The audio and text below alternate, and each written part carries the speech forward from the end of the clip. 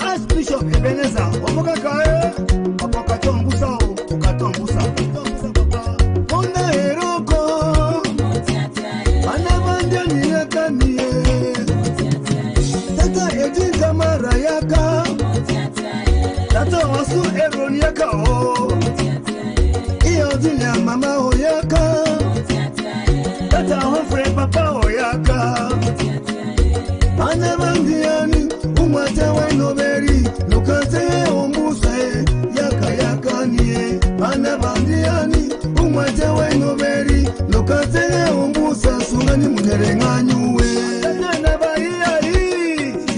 Nobody else. Okay, Bokani. Where na woko, Usa Uranziko, Moko na Moko, Musakati Romba. Yo mate ya uru, nane kote wa uru, yana kae. Iya taris yaka o, tata kole yaka e. Tata sango loba yaka o, tata Jonas yaka e. Tata Esino, iya Marianta, tata Fred nana kwa o. Tata Ban Bishop, Tata Musongo, Tata Thomas nana mwao. Utona motokae.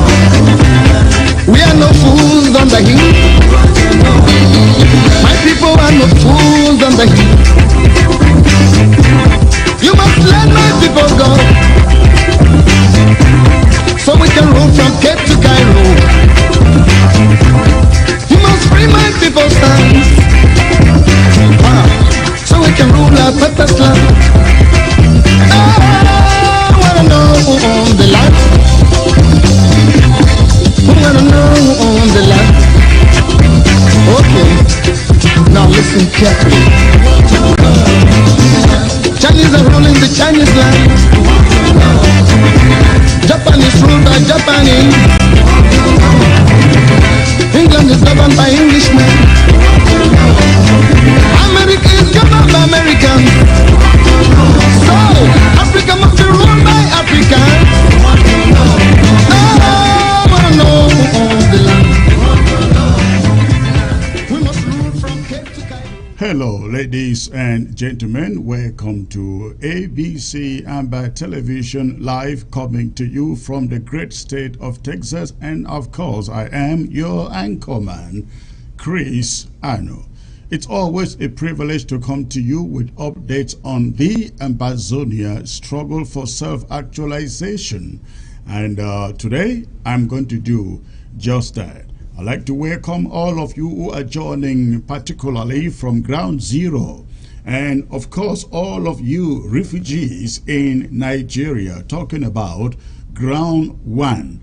And every one of you, friends of Ambazonia, sympathizers of Ambazonia, who are joining from the rest of the diaspora, talking about Europe, talking about Asia, talking about the continental USA, and of course, South America. Welcome, ladies and gentlemen, to ABC Live. Again, from the great state of Texas, I got so much to bring to you today. And for those of you who are watching by way of Facebook, do me a favor, within the twinkle of an eye,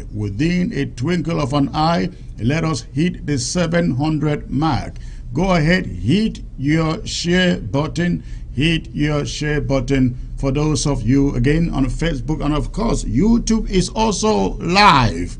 Thank you, those of you on YouTube. Unfortunately, I can't say you should hit your share button, but because I know YouTube doesn't have a share button as good as Facebook. So, but for those of you on Facebook, I am depending on you. Go ahead and hit that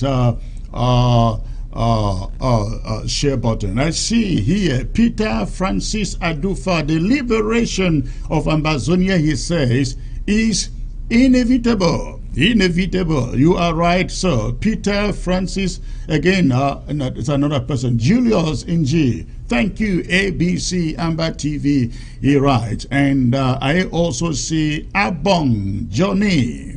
We welcome you to Secretary Chris. You are a powerful voice in Ambazonia. We love your courage, sir. Thank you, Johnny. God bless you. I see Ngaribu Love. Please share. He or she says. I don't know whether it's a she or a he. So please, ladies and gentlemen, for those who do not know, I am alive. Many people do not know I am alive. I am live because I didn't advertise it. So go ahead and send share button, hit the share button, and send it over to them. Okay. So again, I have so much to bring to you today. Today, we're going to be talking about the situation in Bali with the announcement yesterday by the colonial military in Bamenda about some roadblock clearance. We're going to talk about that. It's very, very important in this broadcast.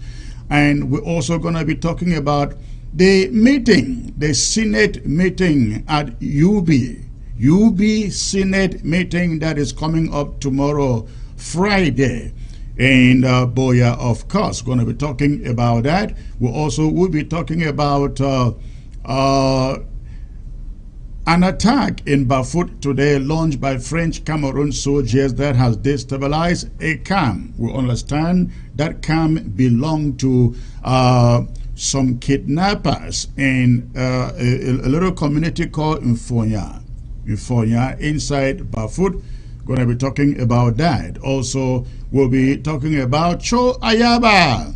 Cho Ayaba, he always has to be in the news, right? Either for good reasons or for bad reasons. But this time, Cho Ayaba says he is granting resettlement to Ambazonian refugees. We're going to talk about that. So many other things to talk about. But ladies and gentlemen, most important of all is talking about Field Marshal Ten Kobo of India.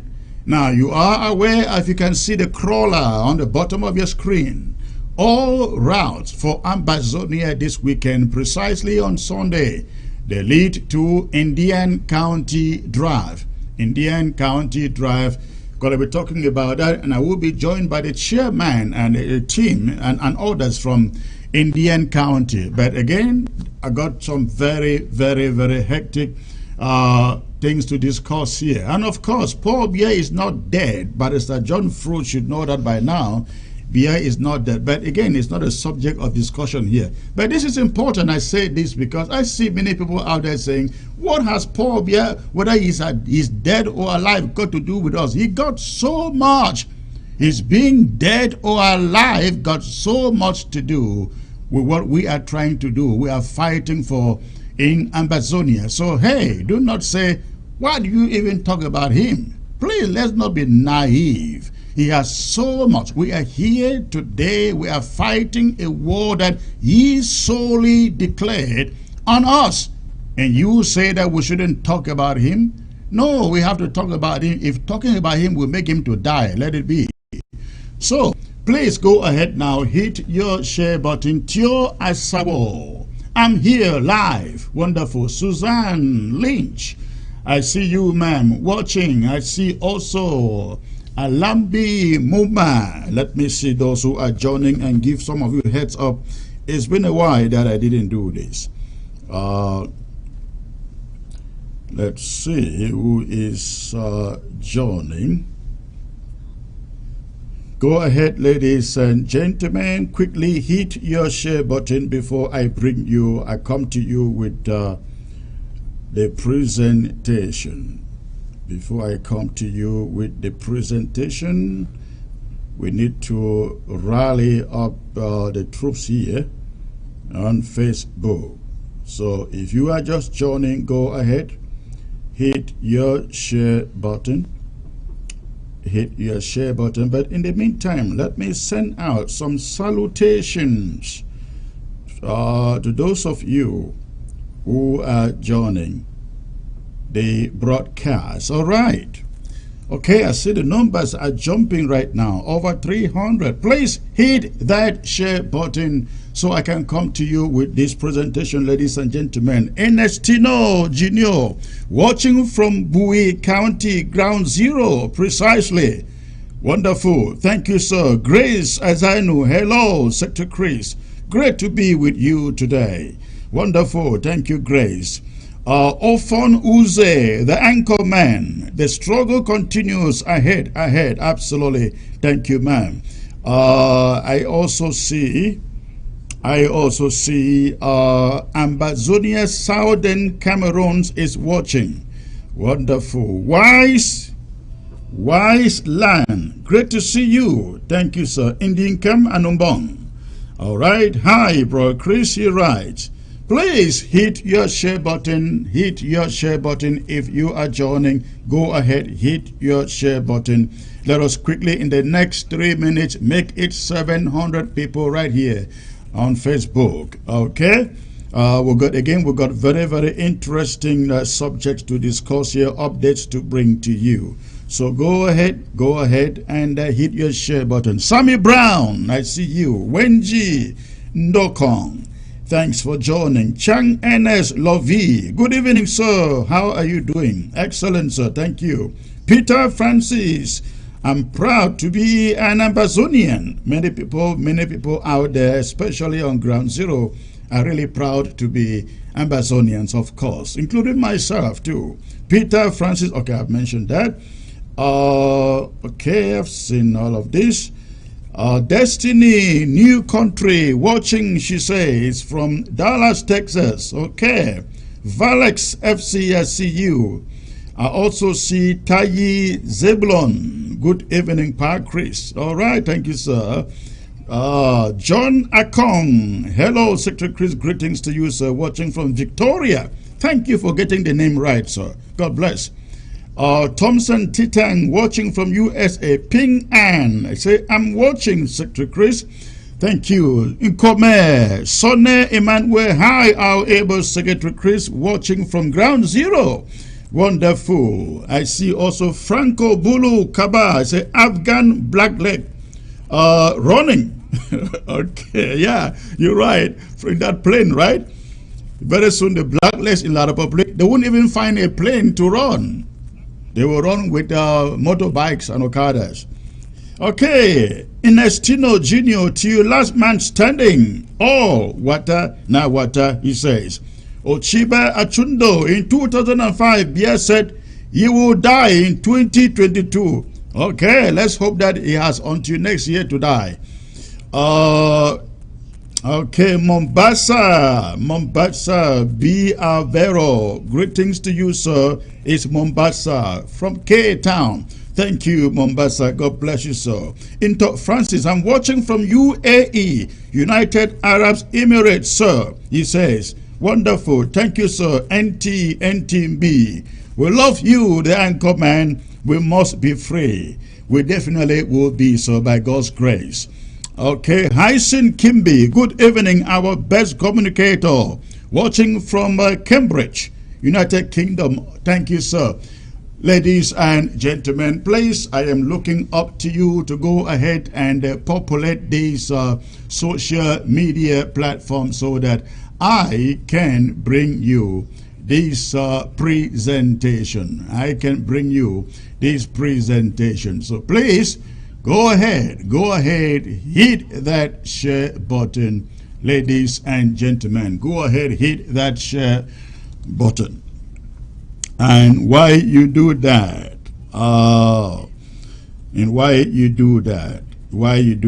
Mike in Congo says, hi, our erudite communications secretary watching from DMV. That is DMV, I think that is Maryland. Math Atugong, always good to listen to you. Secretary Chris, thank you, sir. Ayabi Peter Osonti Esaba, I'm blessed to be live on board today. Wise man Chris, live from Dubai. Wonderful. Amber Jonathan, greetings, Secretary Chris. This is Labistinaro, yeah, Minnesota. Okay. Enjoy, into Francis. We really love you, sir. Keep up. Thank you, sir. Iroko. Keep up the spirit, Secretary Chris. Ambazonia must be free. Wow, so much here. I just can't read everybody. Unfortunately, I can't read everybody. But sometimes it is good to know what you guys are thinking out there. I appreciate your compliments, and let's hope that this keeps the wheels running. Keep the wheels running till we get to Boya. Somebody has said, we really don't have any other choice.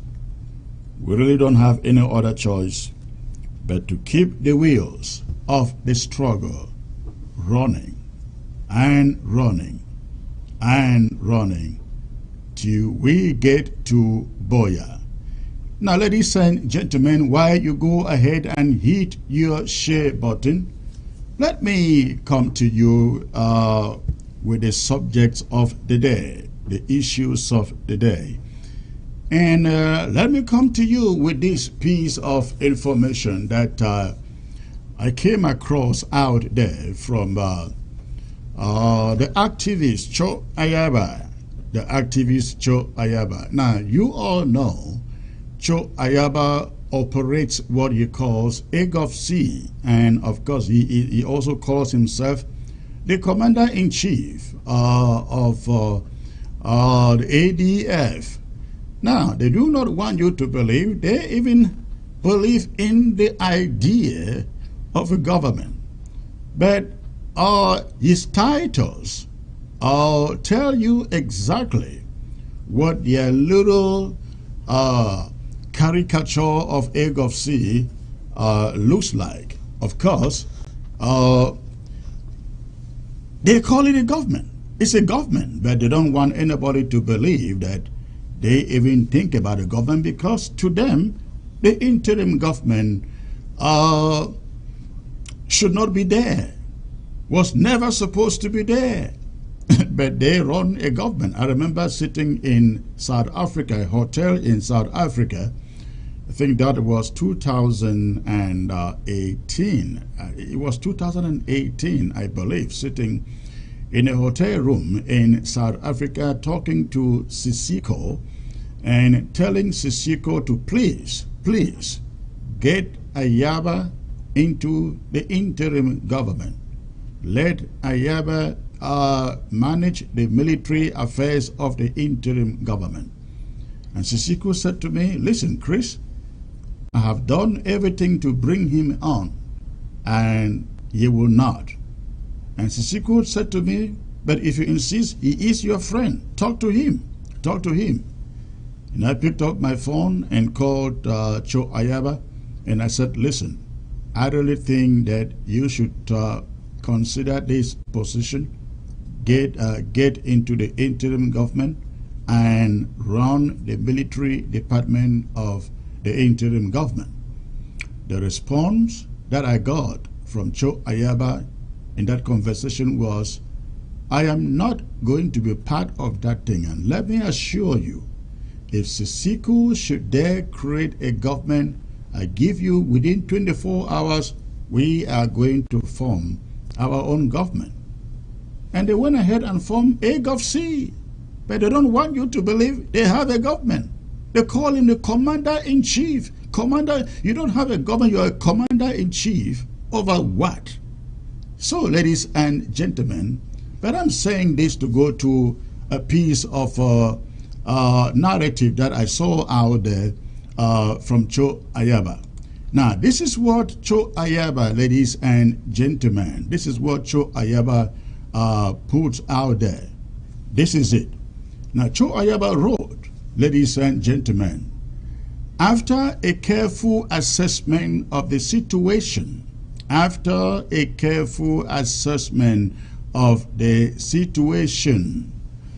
by policy experts in the Ambazonia Governing Council and following consultations with various foreign governments and credible non-governmental organizations, the Ambazonia Governing Council shall henceforth implement an Ambazonia Refugees Resettlement Program in accordance with international law and the laws and policies of each receiving country. Now, I don't understand, ladies and gentlemen, whether Ayaba actually understands what refugee resettlement means, what it is all about. But listen to his statement. After a careful assessment of the situation by policy experts in the Ambazonia Governing Council and following consultations with various foreign governments and credible governmental organizations, the Ambazonia Governing Council shall henceforth implement an Ambazonia Refugees Resettlement Program. Implement an Ambazonia Refugee Resettlement Program. Ladies and gentlemen, I just want to believe that all of you out there listening to the sound of my voice understands what a refugee resettlement program is all about. And let me be open up to you a little bit. I am Chris Anu is a beneficiary of a refugee resettlement program. I benefited from that program to come to the USA as a refugee in Nigeria. Now, a resettlement program is not something that anybody except the receiving country decides.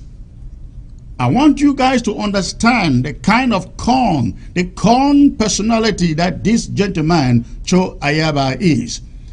The message he is trying to pass here is that with his organization, through his organization, they are talking to experts, they are talking to some governments, they are talking to some non-governmental organizations who will resettle Ambazonian refugees to those various countries. Now, this is a man, ladies and gentlemen, who has never since the beginning of this war set foot on any refugee camp. We have I think 3 or 4 refugee camps in Nigeria. He leads an organization with which he wants us to believe that he is the leader of Ambazonia. But he has never set foot on any refugee camp in Nigeria.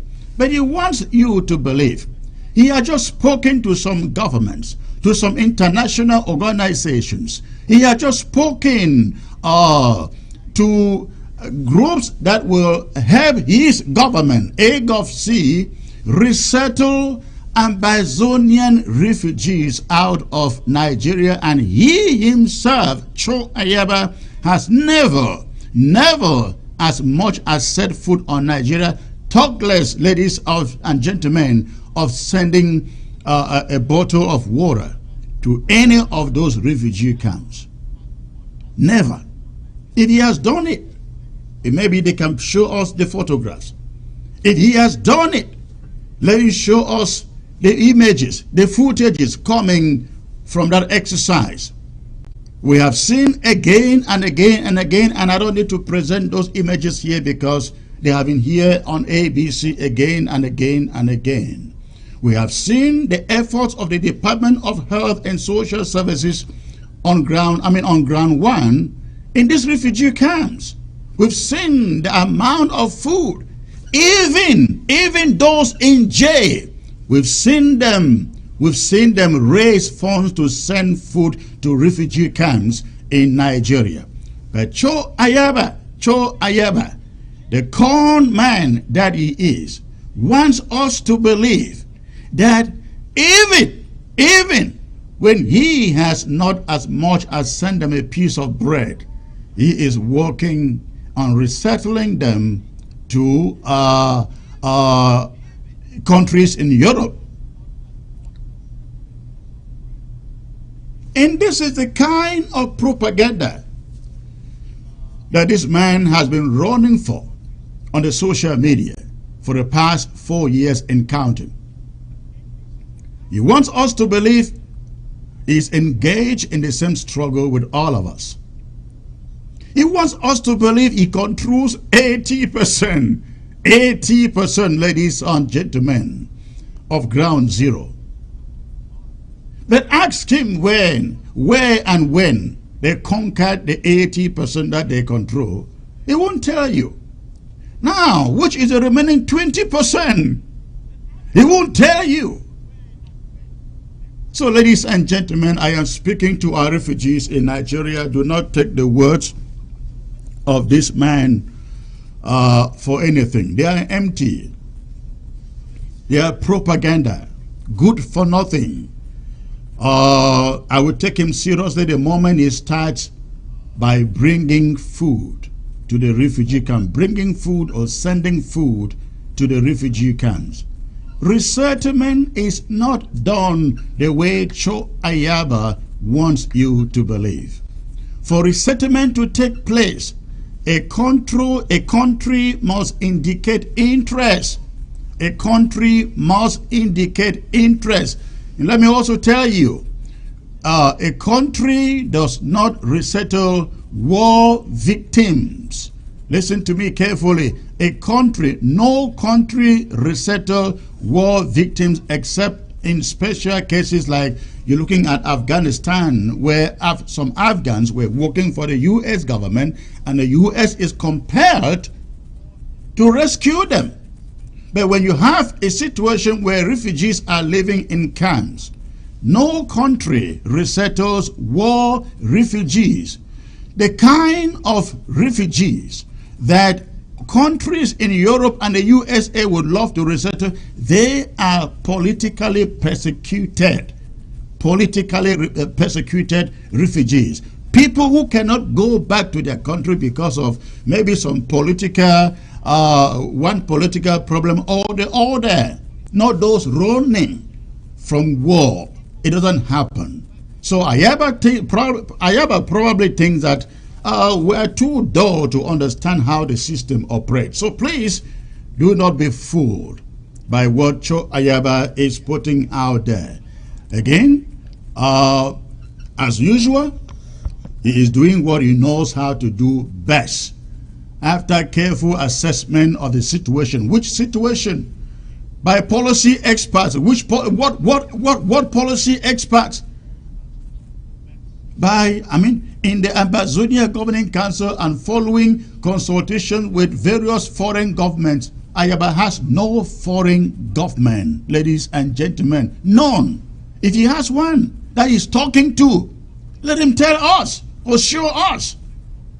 You see, an credible non-governmental organization, the Ambazonian Governing Council shall henceforth, that means going forward, implement an Ambazonian refugee resettlement program. Ladies and gentlemen, mark that. Mark that. And mark this date. Going forward, they will be implementing an Ambazonian refugee resettlement program. Mark it and watch out. I want to come back this time next year to count how many refugees Cho Ayaba has resettled out of ground one. Okay, having said that, let's go to something else, ladies and gentlemen. A lot again is going on out there. I just wanted us to know who exactly this guy Ayaba is. He says everything that is good for the mouth, but forget about anything that is worth implementing. He doesn't do that. Now let's get to Bafut. Something happened in Bafut today. This is what we are learning.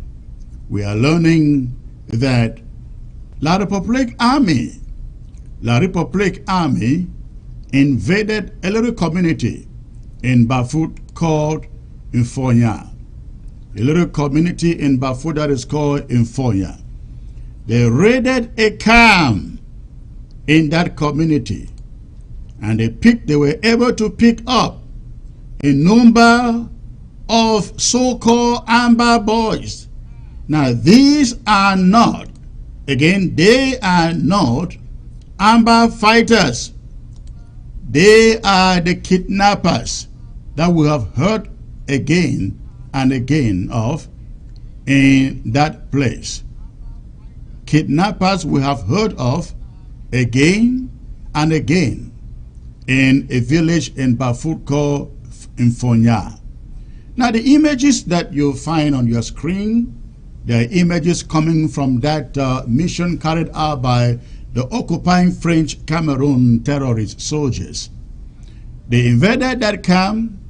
The lady you find on your screen was, we understand, that was one of those caught among the so-called fighters, alleged fighters in that camp.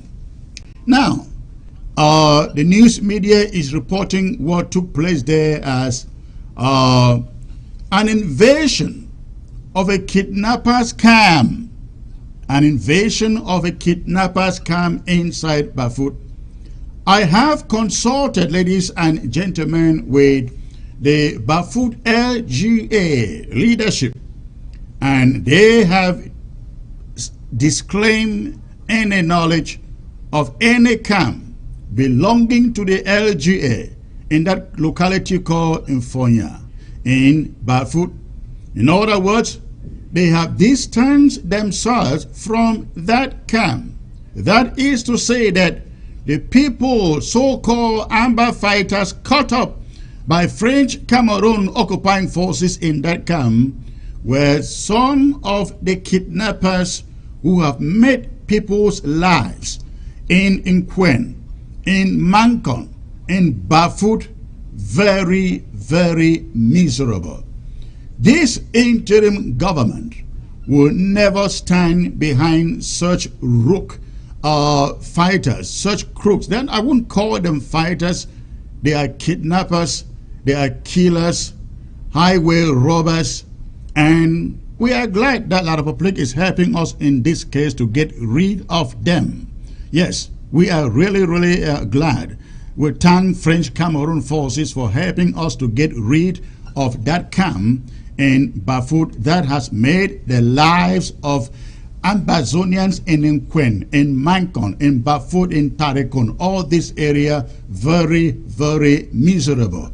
If you are out there and through Ambazonian restoration forces are busy putting their lives on the front lines to save Ambazonia, but your mission is there to go out at night and pick up people, take millions from them, kill some of them, we will never stand with you or support you. We don't care how many battles you have fought. We will never stand behind you to support you.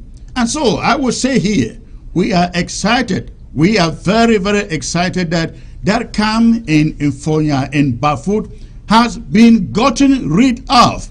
We hope that those who remain and who continue to kidnap people, steal people's cars, steal their farms and their cows, we hope that they are picked up also. All right. Ladies and gentlemen, let me move to another subject which I consider very, very important right now. The other day, that was on Tuesday, I came to you about the meeting which is taking place in the University of Boya. That meeting is coming up tomorrow, being Friday.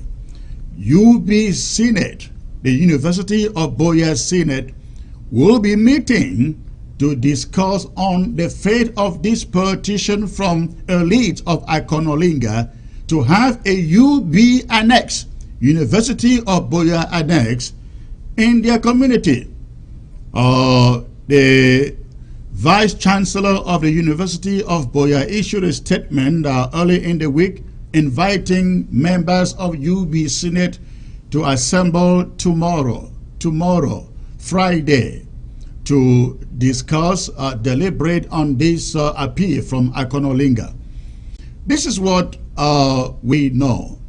This is what we know, and the advice we will give to each and every member of the UB Senate that will be in that meeting tomorrow. I stated here 2 days ago that nothing moves to La République du Cameroon from Ambazonia or Southern Cameroons and comes back intact. It has never happened. Everything that moved over there came back dead. Nanga Company came back dead, came back in the coffin. Neighbor Automobile came back in the coffin. What about the West Cameroon Bank? Never came back. What about the National Produce Marketing Board? It never came back once they took it to La République du Cameroon. I can name these things, you all know about them. Let me tell you why I really think they are taking the University of Boya to Ikonolinga, to, so-called annex, ladies and gentlemen. This is what is happening. La République du Cameroon, as we have said again and again and again, is not ready to give up on this war. Now again, listen to the sound of my voice. La République du Cameroon isn't ready. If you are being fooled, if you are being told, oh, soon they will pull out, they will call a ceasefire, I don't see it happening. But what I will say to every one of you out there, especially on ground zero, is that make up your mind, ladies and gentlemen. Make up your mind and know that there is no turning back. We cannot look back. After having gone this far, decimating them the way we continue to do, we cannot look back. Let us make up our minds. Let us make up our minds knowing that if it means 10 more years, if it means 15 more years, if it means 20 years like in Eritrea, let us be resolved to get there, to get there. Ladies and gentlemen, they are taking the University of Boya to Ikonolinga because they know a moment may come in the course of this war that the University of Boya may be shut down and shut down completely. And you know what they want to do? They are being smart, playing the smart game. They want to get a chunk of it to their community, to their city, so that when Boya is shut down, their students would have been withdrawn from Boya and just continue their schooling in Ikonolinga. That is the secret. That is the secret. They are not ready to end the war. But they see the universities and maybe other educational institutions shutting down in the course of this war. But that will mean nothing to them for as long as their children just continue schooling and schooling in the University of Boya in Akonolinga. They don't care that the schools are shut down in Boya or anywhere in Bamenda. For as long as they have schools going on in their part of the country and the same professors in Boya teaching over there, they don't care. That is what lies ahead. And that is what this plan of a so-called University of Boya Annex Akonolinga is all about. Let us shine our eyes, especially those of you out there in that University of Boya, so-called Senate members. As you get into that meeting, we are monitoring every word that comes out of your mouth. Those of you who will vote to allow our university to be moved to Akonolinga, you will pay for it. You will pay for it.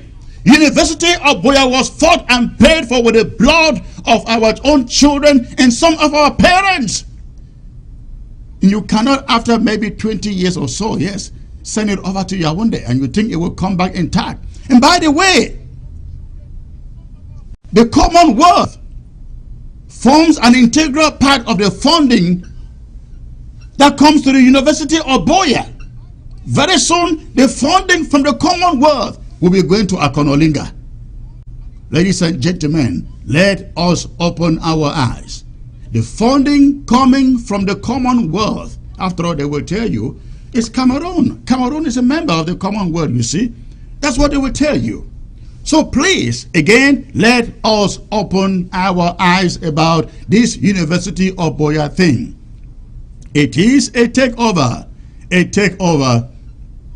of Boya, the University of Boya. Again, let me make this appeal to every member of the Senate. I spoke to one of the lecturers in Boya who told me who wanted to know the names of those Senate members. We wanted to know the names of those Senate members, and we were told that it's a long list. It's a long list of over 100 people.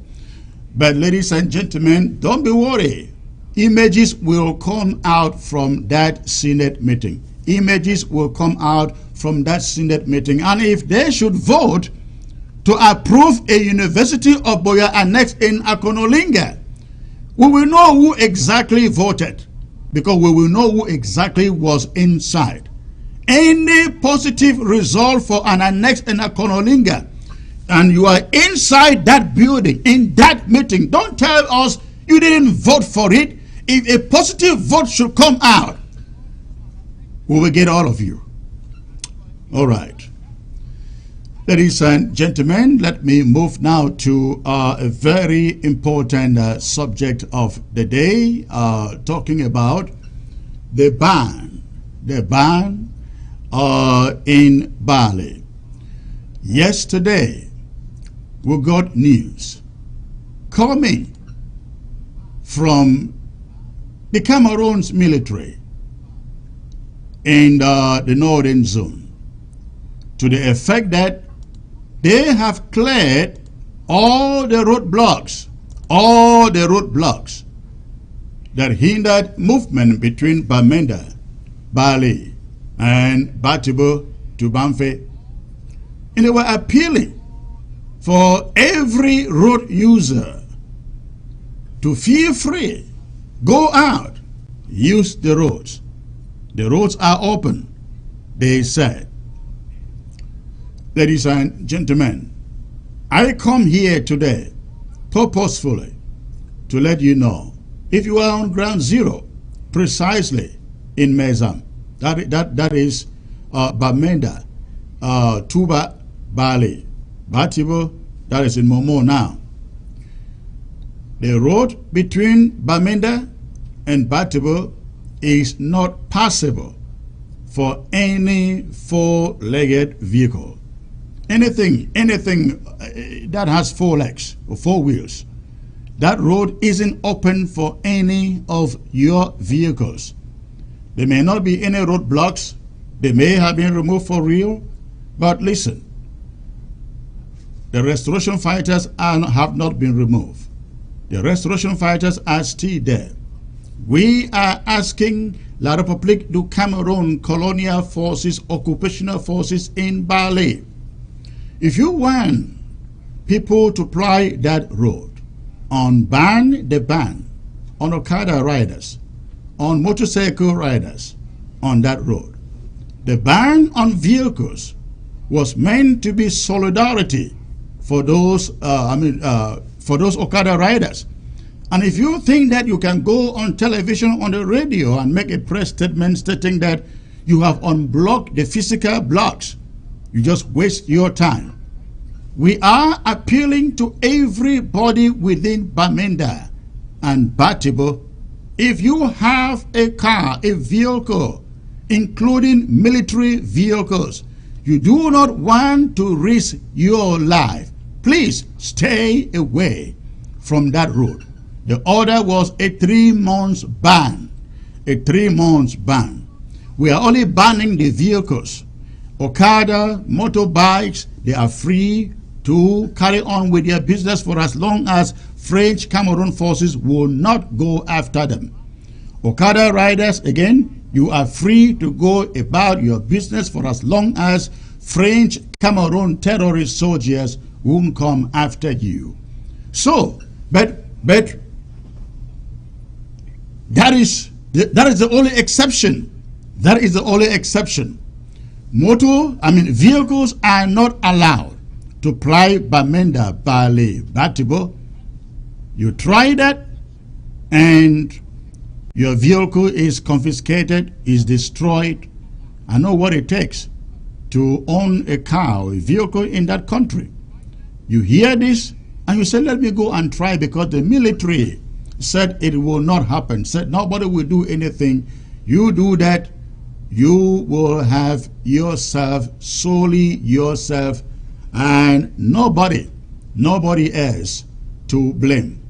These guys that you see on your screen, the Cameroon military, they cannot even save themselves, ladies and gentlemen. They can't save themselves. How do you think they will protect you in your vehicle plying the Bamenda Bali Batibo road? It isn't going to happen. That road will remain locked down to vehicles, with the exception of bikes and Okada riders, until the ban on Okada riders has been uplifted.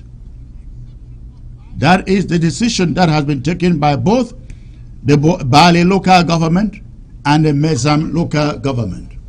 I am joined, ladies and gentlemen, by the chair, the spokesperson for Bali LGA. Comrade, I don't see your microphone on. I don't see it. It doesn't appear your microphone is okay. I see it now. Wonderful. I am joined, ladies and gentlemen, by the chair for Bali local government, the spokesperson, not the chair, for Bali local government. Comrade, thank you for joining me.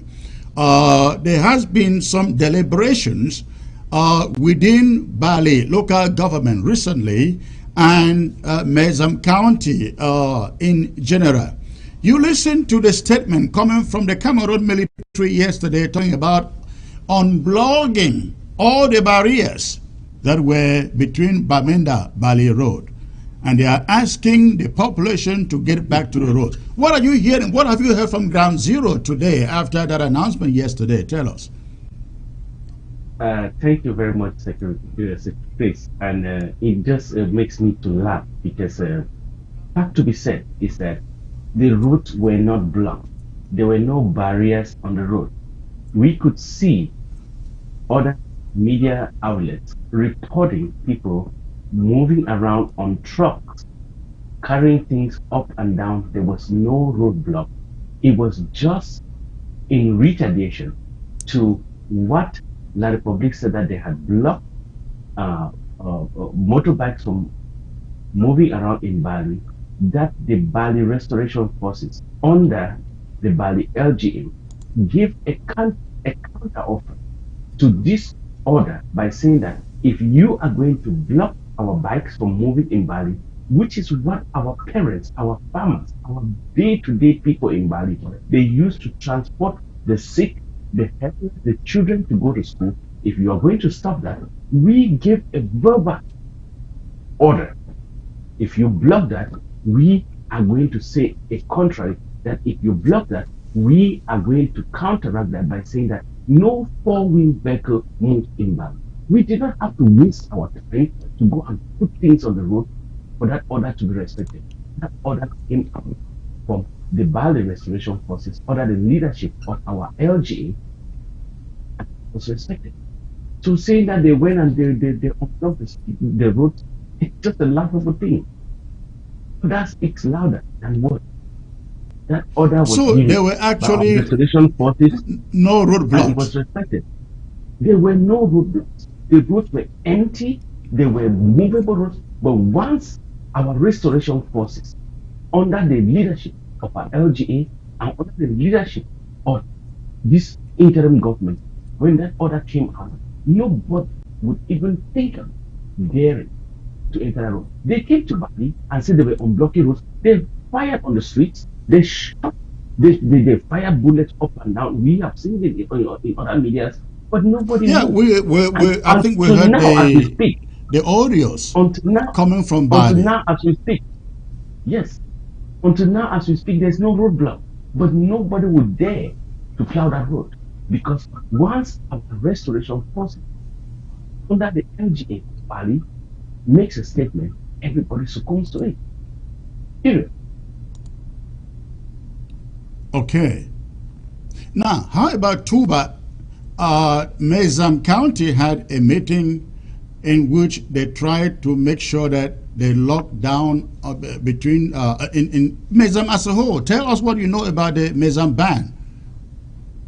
Well, the Mezam ban was in solidarity with the Okada riders in Bali. We know how much this Okada, this motorbike riding, it supports our day-to-day life in Mezam. We know how much the thousands and thousands of families who rely on this day-to-day meager income that comes from the bike riders who support the family to take care, to put food on the table, to send their children to school, to take care of the sick. And if any ban were to come,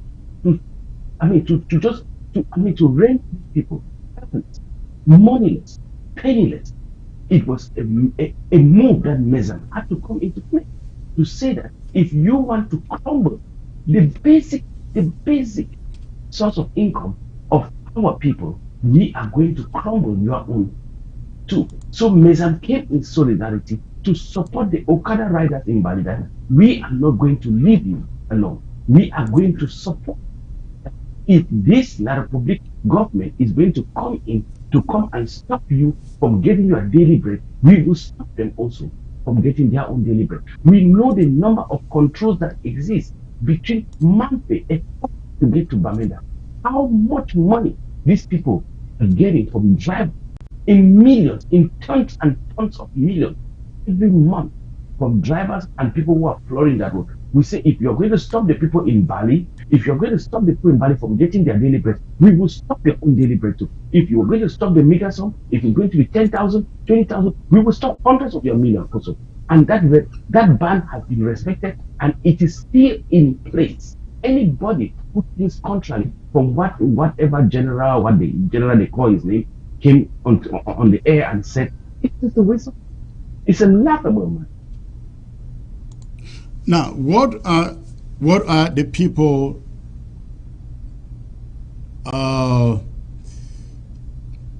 I'm talking about the restoration forces. What are they saying?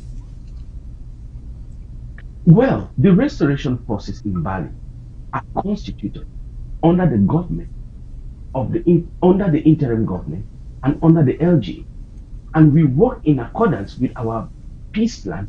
We respect the rule of law. We respect our defense forces. We respect what they do.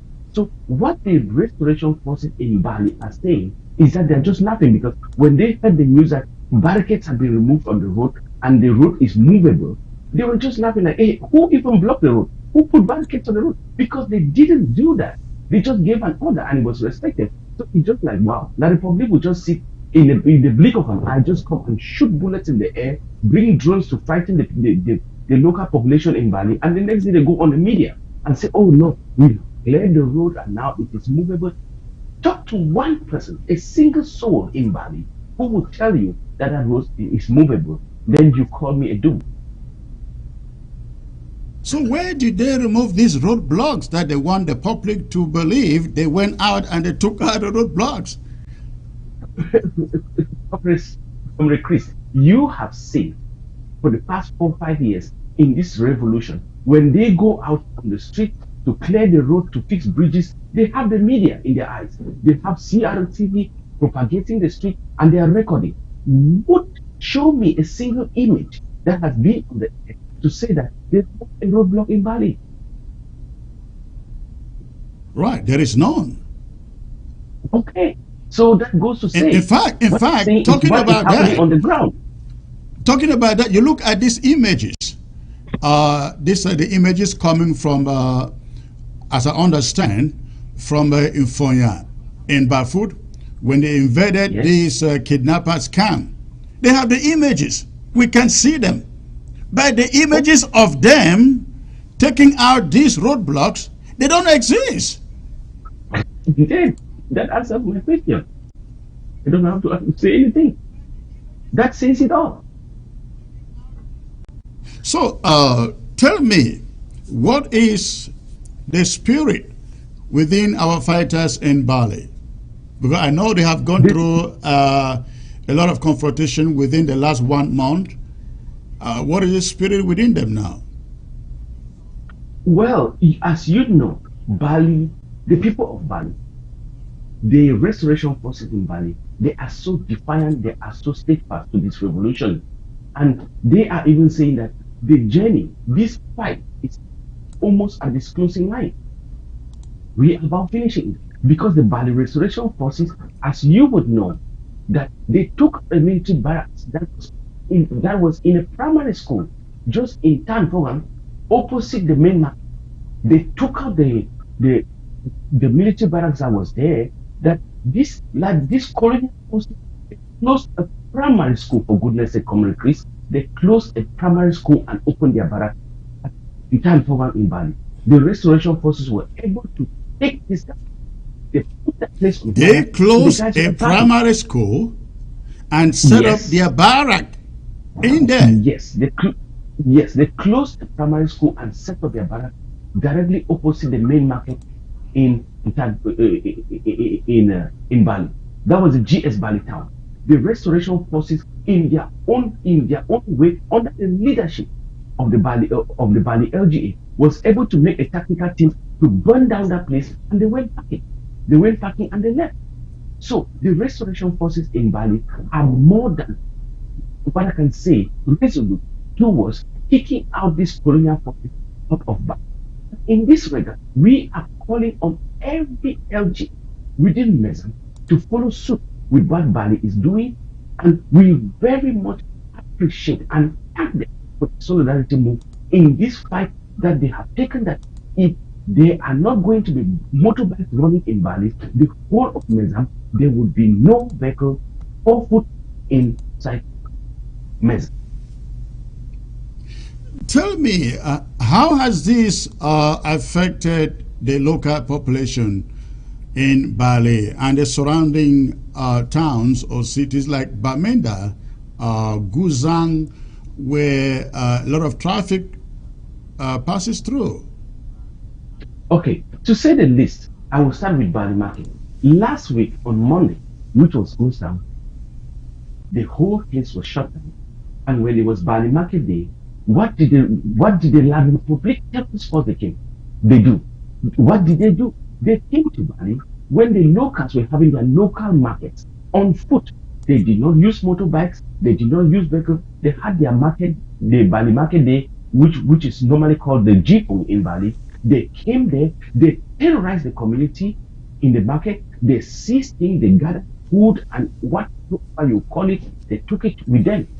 And as you know, the road had been blocked. Batibo, Guza, coming to Bali and going right to Bamenda town, it is completely deserted. The only way you can understand the level at which our restoration forces under our LG Bali is resolute and very strong is to look at Hospital Runabout. Hospital Runabout looks like it's a ghost town even when it is we don't have our country Sunday. Nothing happens there. You can count the number of people that are at the hospital Runabout in Bamenda. Why? Because nothing leaves Mamfe, Guzang, Batibo to enter. That says it all. Now, have Okada riders attempted going out to do business at all? Well, to say the least, the Okada riders in Bali, they have been going around following using local roads and local tracks to run around and do what they can do to help the sick, to take people to the hospital. But from our record, an Okada rider was attacked by the military and he was brutalized and his motorbike was burned. And we are in retardation to that level to say that if there would be any motorbike that would pass any vehicle, whether it be the vehicle of La Republic or a transport vehicle that would even think about or dare pass its leg inside Bali land, we would answer in return. Now let's talk about Mezam in its entirety. Would you speak for Mezam? Is it true Mezam declared a county-wide lockdown of vehicles? Yes, I will speak for Mezam. I will speak for Mezam with the blessing of our Mezam defense chairperson, because I work in very close collaboration with him. I used to be his assistant in the past. What is happening in Tubah? We are not only doing this ban on vehicles because of Bali, but we are also doing this in solidarity with our drivers in Tubah who were detained and locked for unjust causes, and all the vehicles that have been used to block the road that goes into Tubah, that goes to Ngokutunja, that goes into Belo, into Jericho. All these roads have been blocked, and the drivers union are in very, very good solidarity with us and with Mezam. And we are in this line. Any who is thinking about plowing the road in this locality within Mezam in 4 foot, that's in any vehicle, to think twice. We know the cost of buying a vehicle. But you know what? Our restoration forces do not even blink an eye when it comes to an order that comes from the LGA, from Mezam, and from this interim government.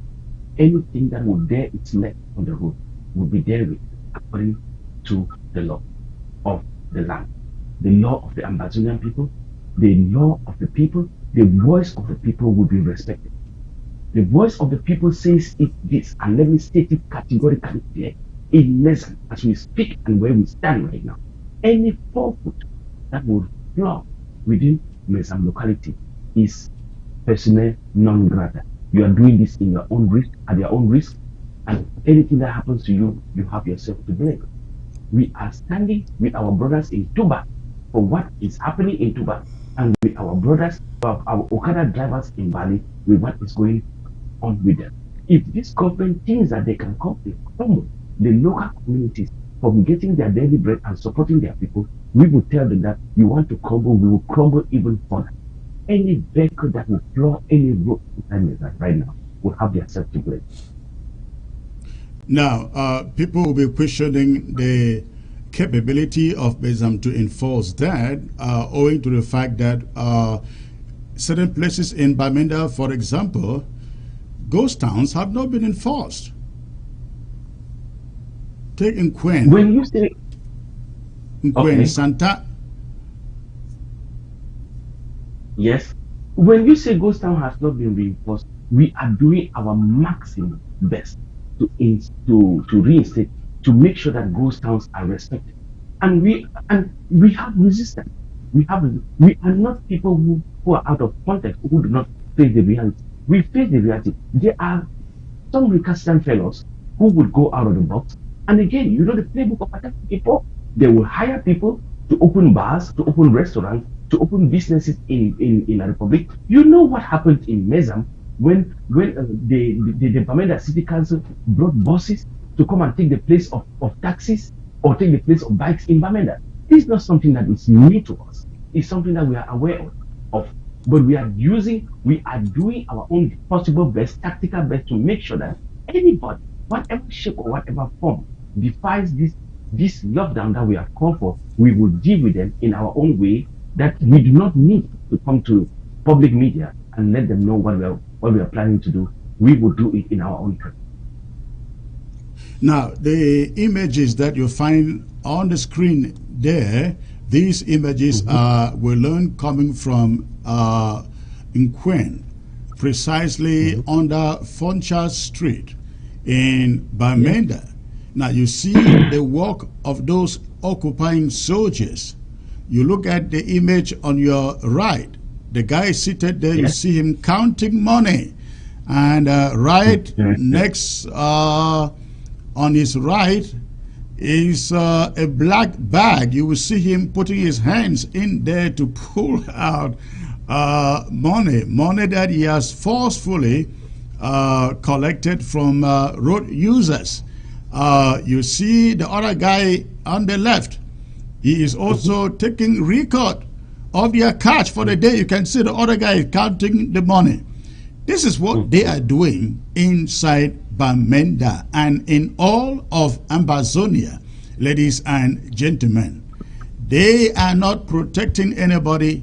They are harassing people, abducting people. I mean, you can see the images for yourself. For those of you who think that these people are there in the southern Cameroons to protect the people, to look after the people, they are not. And that is one of the reasons why roads are being blocked by drivers who use the roads, because they are being extorted on a daily basis from these guys. Again, look at the images. Look at him pulling out money from the paper bag right next to him. That is what they do on a daily basis. Now, let me add something. Yes. Let me add something. On when this La Republique terrorist forces, they came to Bali, what did they do on market day? They got people who came to the market. On a traditional market day, they got people, anybody who had no ID card was laid down and bullets were fired on the streets, fired in the air. And if you did not have an ID card, whether you were 7 years or 10 years or 15 or 20 years, you were required to pay 3,000. When you paid your 3,000, you got up and you walked.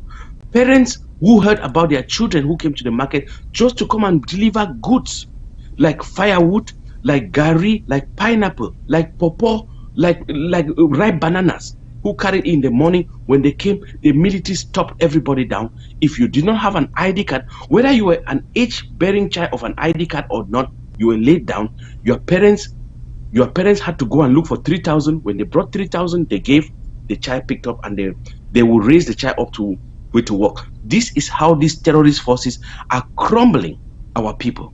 And that is why we should not, by any shape or any form, let them rest in any shape, whether it's in peace or in hell, inside Ambazonia. And we in Bali, we are standing strong and very resolute to make sure that this does not repeat itself in Bali. And we are calling on every LGA in the northern zone, in Mezam, in Gokutuja, in Boyo, in Bui, in Menchum, to support us so that we stand together and storm these guys out. Bali is in shutdown right now. We know the economic impact that is happening inside because of this Bali shutdown. And Tubah right now, we want other LGAs to follow suit. Let us kick these guys out of our territory right now and today. Thank you. Now, talking about Bali, comrade, there is one more thing that I want to bring to your attention. I don't know whether you are aware of it, whether you follow it up. I'm talking about this meeting that took place. I think this was at CPC Bali, and addressing the people meeting there was Barrister Nico Hale, and he was essentially indicting the officials of that college for talking about reconstruction. Let's listen, please. Let's listen. Sure. First things first. While I appreciate what our brothers in the diaspora, of course, all of us appreciate, and what we have so far pumped into CPC, and I've taken lead at other occasions, that is the coordination of the fundraising for CCU, you know. But some of the money was stolen, you know. Everybody knows that. So while they were saying 20 billion, for now, my interest is how will this money be managed? How will you get material to Bali to be able to realize this project? I was expecting you and me to come up with a measure, a practical measure how we can bring normalcy, not only to Bali, but to the entire region. For over the years, I remember when we met at the office of the President General, it was suggested, and we did suggest cogently that the Bali old boys, we are big, so many big Bali old boys, so-called big in quotes, who have sat and watched away while CPC is destroyed. And they have not taken the courage enough to tell those who matter what is on the ground. Because they are protecting their benefits, their positions, their appointments, their advantages, and their relationships. We have had prime ministers from Bali. We have had directors, we have had ministers from Bali. Yes. The situation in the Northwest and Southwest is preoccupying. Let us not pretend and only talk about Bali CPC. One of the other colleges around the Northwest region, colleges which are key Presbyterian colleges. Why not Roman Catholic colleges or Baptist colleges? Only talk about CPC, CPC. The whole region is not revolving around CPC alone. Let us be honest. I do appreciate people who are pumping money, and I have done so myself, Nico Hale. But I've also been crusading peace. Because without peace, nothing good can happen to a people. That is what we should be discussing. How can we bring normalcy to the region? And let us all mobilize ourselves and make sure it happens. As long as the crisis keeps escalating, no meaningful endeavor can take place in that region. Not only in that region, even in the Southwest region. My brother is just from there. We have been sharing some actualities. And we say, let us now come up with a memo. This is the third time I'm saying it. And we send to the powers that be, because we have been pretending a lot, lying over the years. For 4 years running, nothing good is happening. Our brothers are contributing a lot of money from the diaspora. It was sent to us. And in our usual mentality, mindset, some will be stolen here and there. And in the end, the project will not be realized. He knows. Professor Titanji is very aware of that. CCU, where is it? You pull out or you resign because of the intrigues of management. Money was not coming, whereas we could raise money. But the old boys are very generous people. And they love CPC. They love its institution. But we have been failed. We have been disappointed by management. We should have to say it.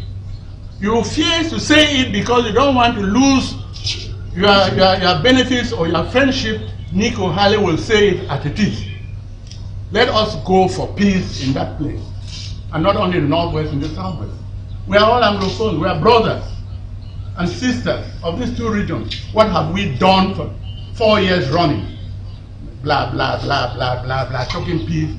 There can be no peace without justice, without equity, without transparency, without accountability, without credibility, without patriotism, without the fear of the Lord, without the truth.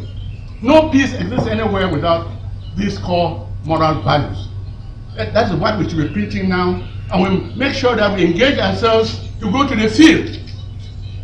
We fear to go as gone round northwest and southwest in the heart of this crisis, preaching peace. But if we're 20 of us, 30 of us, it will be more impacting. We sit in our air-conditioned offices and we talk peace. We sit in armored cars and we talk peace. You must be mad. We must be mad.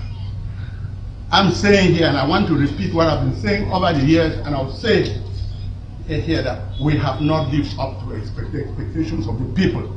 We have disappointed God. We have betrayed our consciences. We have betrayed God's love for us. And that's what we should be doing. All right. Again, that was Barrister Nico Hale speaking there. I think that was supposed to be a fundraiser for CPC Bali, reconstruction of CPC Bali, and essentially he was indicting those who are preaching peace without equity, without justice. And he is saying, please forget about reconstruction in CPC Bali for as long as this conflict goes on. Let's not sit here talking about reconstruction. Let's talk about peace with equity, justice. Comrade, were you aware of that meeting? Yes, I was aware. By chance, not by chance, by reality, I'm a Boban. Okay. I'm a 1997, 1996, 1997 Boban batch of CPC Bali. I am from Foyonga House, Dom 13. That's where I belong. And when I listen to what Nico Hale said, the first thing that strikes my mind, which is even putting me to shed tears, is I remember during the early days of this revolution, I remember those two girls. I don't know if Comrade Chris, I know you remember, where they were dragging them in mud in the gates of CPC Bali. Oh yes, CPC Bali, correct. Yes, at the gate, right? CPC Bali, the entrance, yes, front of the gate. Entrance of Bali College. Yes.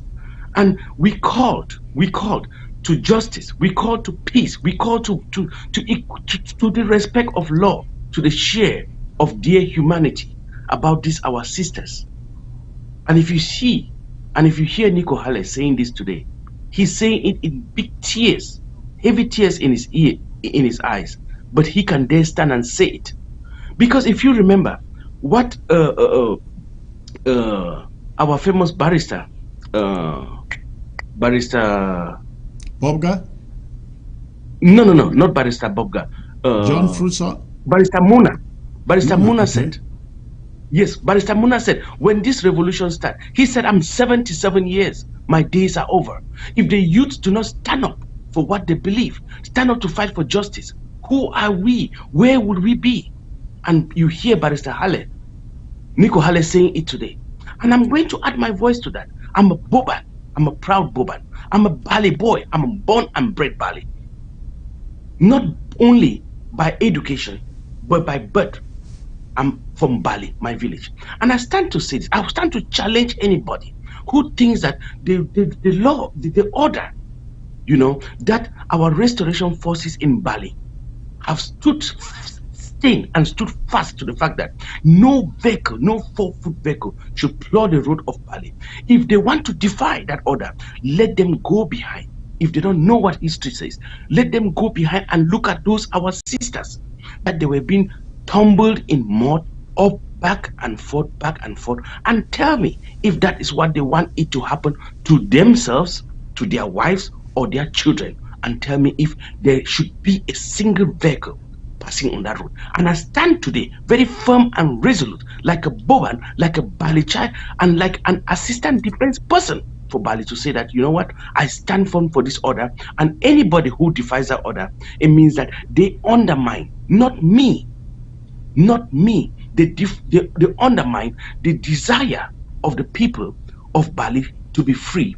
They defy the order of these our sisters to keep digging, to keep being toiled but, in mud. Comrade, not only these our sisters that you refer to, I have seen images coming from Bali, from this, is it something divine college, and that institution completely destroyed.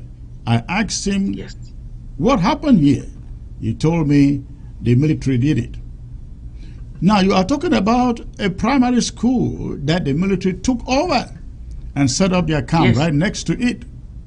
I don't understand how people in CPC Bali can think that they can set up their school and these other schools just remain where they are. Destroyed. Let me share this with you, Comrade Chris.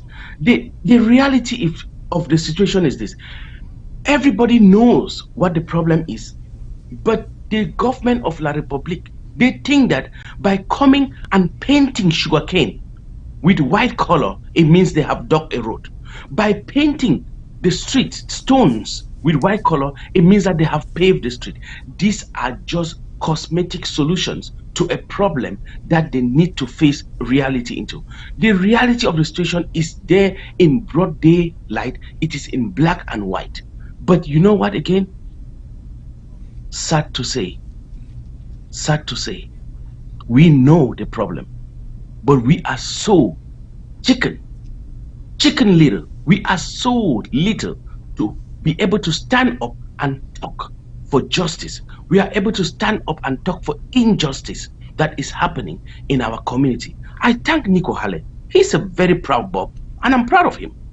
Anybody who stands for truth, like our own General Grandpa stood and said that if La Republique will ban motorbikes in Bali, we will in turn ban 4-foot vehicles in Bali. I stand firm and supportive of him, like one of our commanders in the LGA who stood up for this and said that we should ban every 4-foot vehicles that moves in Bali.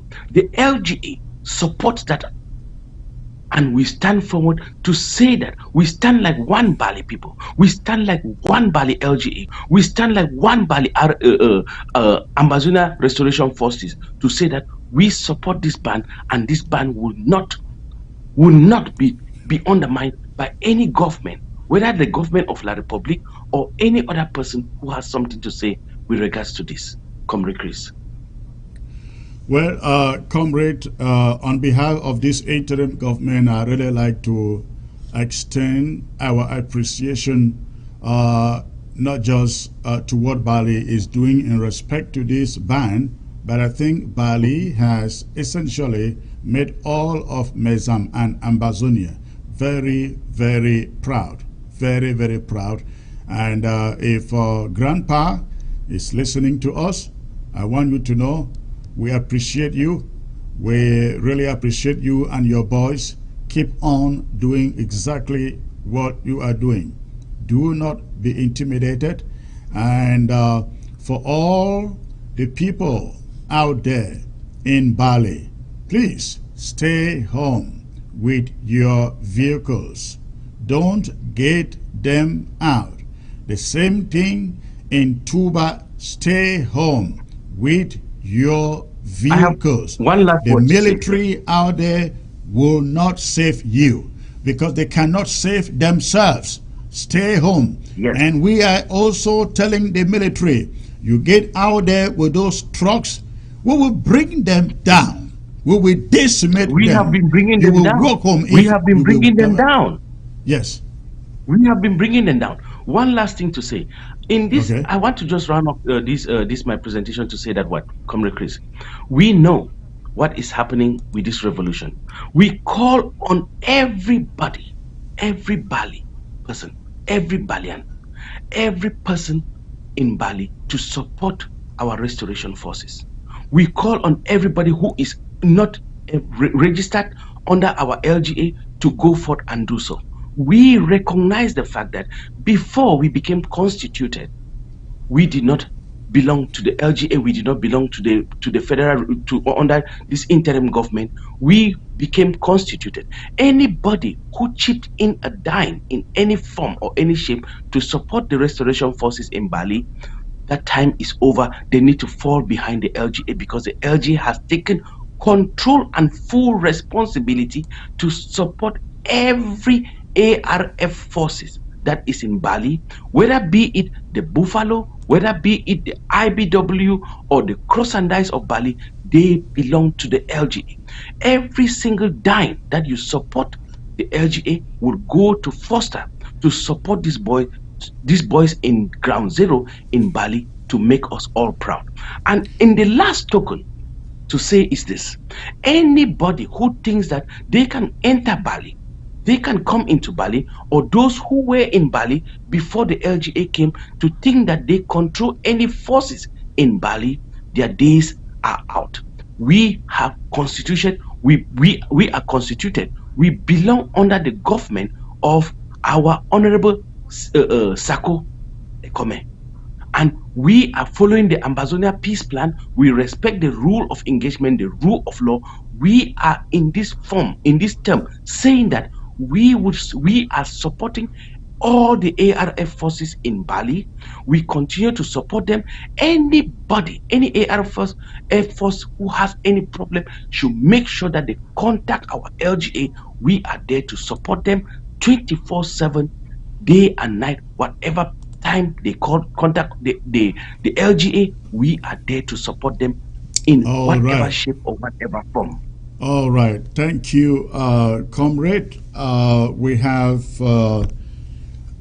Indian County coming up this weekend. I believe we will still have some much more time to talk about Bali.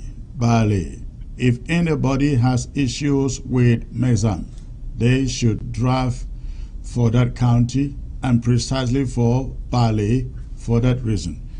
All right. Yes. Thank you, sir. God bless. Thank you, Comrade Chris. It was my pleasure being on the show, and I'm a firm supporter, and I urge everybody to join the show. Let our voices be heard. Thank you very much. Thank you, sir. Have a great night over there. You too. All right, ladies and gentlemen, that was the spokesperson for Bali Security Council with that update on what is going on there. The supposed order from the Cameroon military stating they have cleared the roads in Bali, and so people can get out and do their regular business, driving anywhere they can. No, please, do not attempt it. Do not attempt it, because when your vehicle is confiscated, when your vehicle is destroyed, you will never go back to them to say, hey, help me. Of course, not even their own vehicles can ply that road. Now, I'm being joined, ladies and gentlemen, by the chairperson for Indian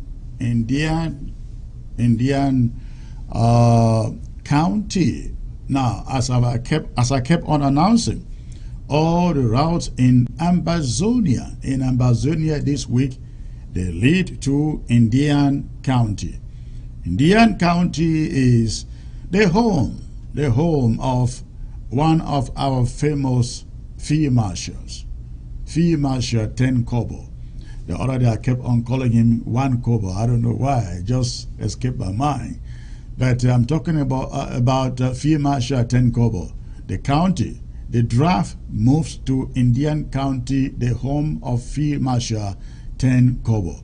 And ladies and gentlemen, remember, if you have no reason to draft, we have to draft for 10 Kobo to sustain the fire in Indian. Let me quickly bring in the chair for Indian. Comrade Edwin, it appears that you are frozen, sir. Your image is frozen. If you can log out and log back right in using the same credentials, that will be great. But again, the draft moves to Indian County on Sunday, not on Saturday, but on Sunday. Now, this will be, I think, the 7th county to draft, I guess. We started with Bui County. Then we went to Ngo Ketwinja. No, we went to Manu. Then we went to Ngo Ketwinja. Then we went to Libialem. Then we went to, which one was it last week? That was Donga Mantung. Was Donga Mantung last week. Comrade Edwin, I hope your microphone is turned on. I hope your microphone is turned on perfect. All right. So we had Donga Mantung last week, and this week, Sunday precisely, is Indian County, the home of Field Marshal Ten Kobo. Comrade Mr. Chairman, sir, it's a pleasure to have you. Let me tell you, I love Indian music. Is it Oroko or Iroko? I don't know what a real name is. Is it Oroko or Iroko? I love the music. Tell me about that music. Well, it's Oroko. The tribe is Oroko. We are Oroko, Okay. not Iroko. So I forgive you for that. Thanks for having me, Secretary Chris. Thank you. Thank you. It's a pleasure being here. Yes, Thank with you. you. Let's get into this. Again, all the routes lead this weekend to your county. You are the chairman for Indian County, and tell us the state of affairs, the state of the struggle in India. Well, Secretary Chris, Dian is joining all the ranks in the file of our restoration forces who are doing exploits on the ground, making sure that we end the colonial reign of La République du Cameroon over the territory of Ambazonia. Our boys are motivated. They are more determined than ever, knowing that this interim government and the Ambazonians in diaspora are standing with them. They are excited. A lot has happened. Many of them had been in different corners within Dian because things were not as favorable as it were because of the leadership. But things have changed since we brought them on the platform of the county. The county structure is managing things on the ground. Things have changed, so many of them are rallying up from different corners within the LGAs, and they are more determined. So we've seen some of the images out there. Those are just a few of the images that we put out. Some of the videos. It took a while for us to actually educate them on how to come about videos, because what is happening in Dian, most of the world does not know. As I've been, crying from time to time about the network situation in Dian, so it is really difficult to get things both in and out. But we've been working hard, as a team, with the defense team and the executive of Dian County to make sure that we breach this and present to the people of Ambazonia that Dian is fully involved, and this very important county within Ambazonia is not left out in the action. So, Secretary Chris, we are fired up. I believe that Sunday will be a determined moment that will take things to a new tempo. So, thank you. Now, tell me, FM No Kobo is one of those our fighters out there who really says a thing. You really hear his voice. How is he doing? Well, first of all, I will forgive you for that again.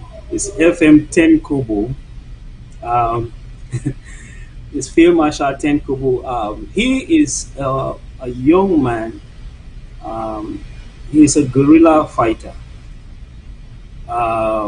He is one of those gems that we have in our revolution that we have not fully understood. He's exceptional. The fight in Dian is not like everywhere else in Ambazonia. So it takes a special skills to actually function and fight very well inside of Dian. Also, knowing that the prime minister is from Dian, you can You can just put Oh, yeah, one on yeah. one. John Gute is from your backyard. Yes. So and Ten Kobo is fighting right there in his own village. I believe that the prime minister, being a chief, can talk more about the exploits of Ten Kobo, probably more than myself, because he gets it every day that Ten Kobo steps in his own compound. That's a known fact. It's Do you established. have any So, idea whether Dion Gute has tried ever since Ten Kobo picked up these 6 divisional delegates, or even before or after then? Has he ever tried to reach out to Ten Kobo, to any of you who are in the leadership? well, we can give them audience if we want to. Of It has course. always been the tactics of La République du Cameroon to reach out, manipulate the people, and corrupt the system. It's difficult to get to Tenkobo. I made mention the last time I appeared here that some of the numbers that he was using, those numbers were somehow being, being picked up or being infiltrated by some individuals. So he dropped them, and they picked it up and they tried to get to him. But the problem is, Tenkobo operates like a ghost. He himself will say that nobody knows where I am. I'm everywhere. On the ground, we don't run camps, so that makes it really difficult. The fact that they have tried all they can to reach out to Tenkobo, but we will talk to them when it is time. When this interim government sees that the time is right to talk to them, we will give them that audience. So, beside that, I mean, Ten Kobo is not in any position to do any form of negotiation. He's not involved in politics. He's a freedom fighter and is making sure that the frontiers of Indian are being protected, and is working hard to make Indian ungovernable and unreachable from the colonial oppressive forces of La République de Cameroon. So he is not, he understands that perfectly. That's why he made it clear when he took the 6 delegates that he has not asked for ransom. He understands their trickery, and he will not fall for that. So he's doing wonderful. Right. Talking about the 6 delegates that you picked up, what can you tell us about them? If there is anything you can tell us about them. Of course, the story has not changed. The 6 delegates. This was not just an Amazonian thing. It became an international concern as let me see, the satellite was placed on them, or what happened there. We made it clear. The president made it clear as well. I was here, and we read it from the memo the president sent out, that every restoration camp is a potential detention center. So if we have to pick up anybody who has infiltrated any part of Amazonia, we will keep them. We would lock up them.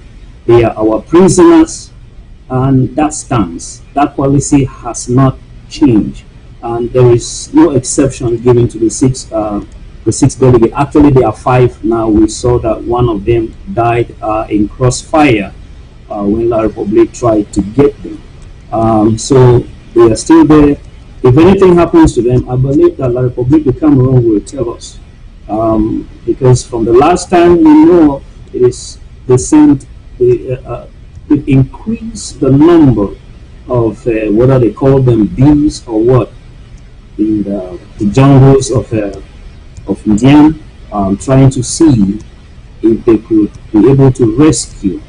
Well, I don't know how that's working for them, but as they do things, they attack the villagers of Lekora, Lepinja, these places, they beat up the people from these areas. Jima village, they wanted the citizens, the Ambazonians in the villages to produce Fimasha Tenkubu, which was absurd.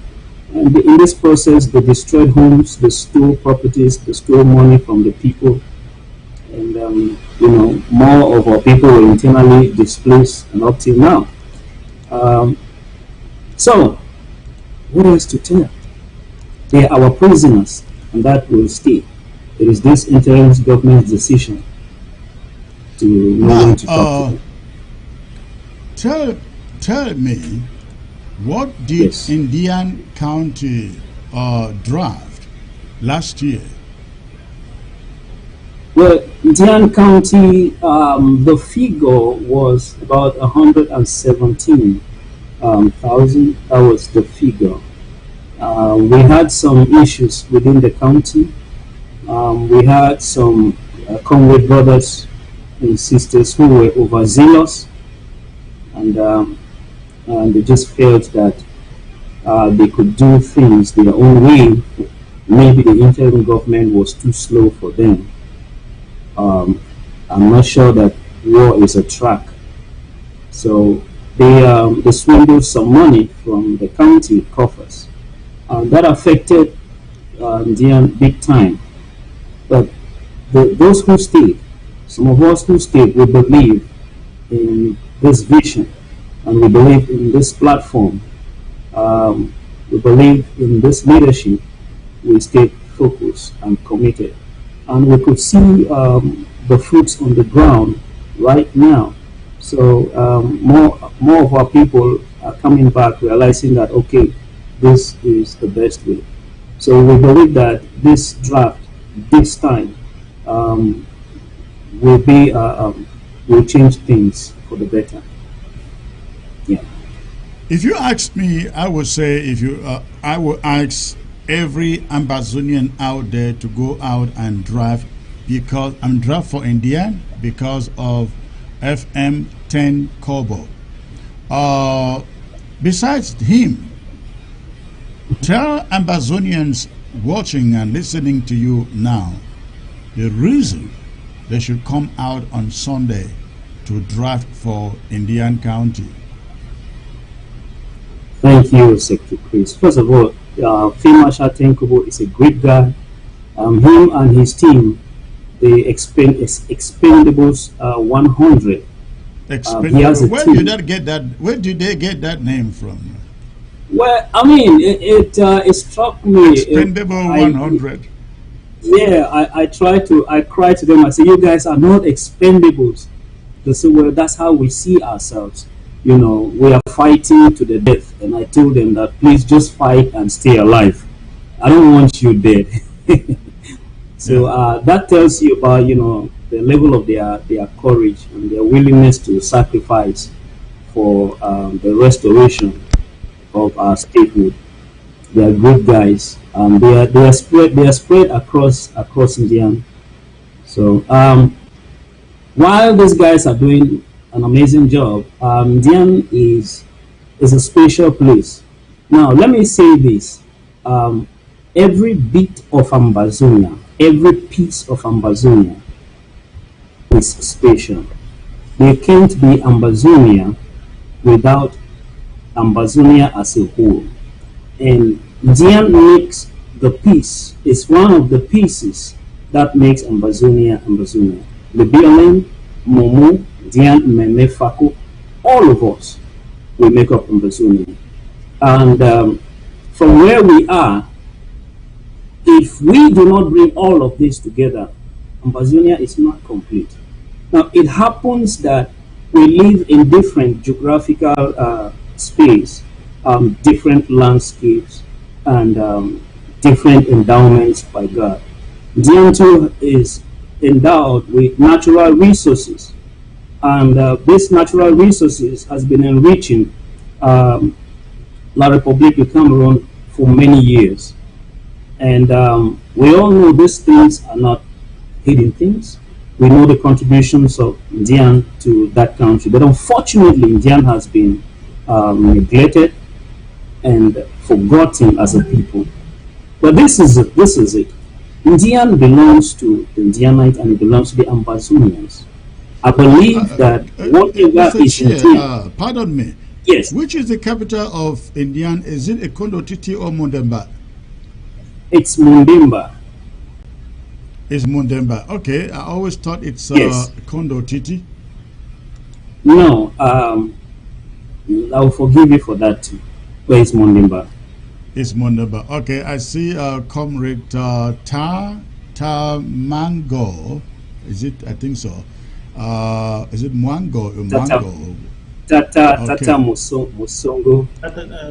Secretary Chris, this is Tata Musongo from the great state of Georgia. From the great state of Georgia. Okay, thank you for joining us, sir.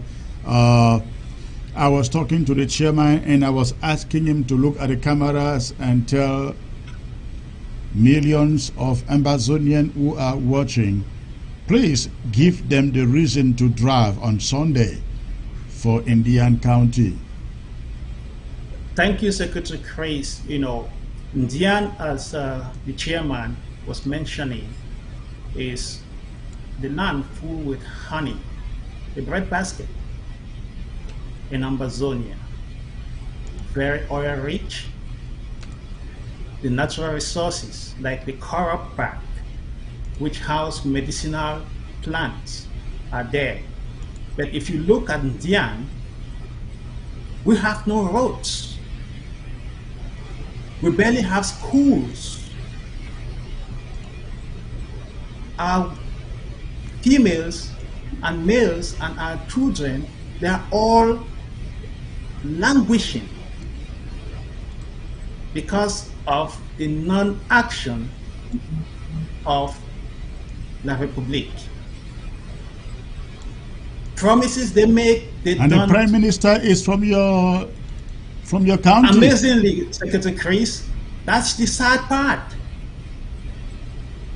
So that is why we are calling on all Indianites to come on and draft for our LGA. It is paramount and very important. And I'll be taking this message to my local community out here in the great state of Georgia so that they understand the importance why they should draft from down county. Thank you. Okay, I'll let Mr. Chairman add something to that if he can. Yes, Secretary Chris. For almost 5 years now, we see that the economy of La Republique has been going down. And we owe this to the job of the restoration forces on the ground.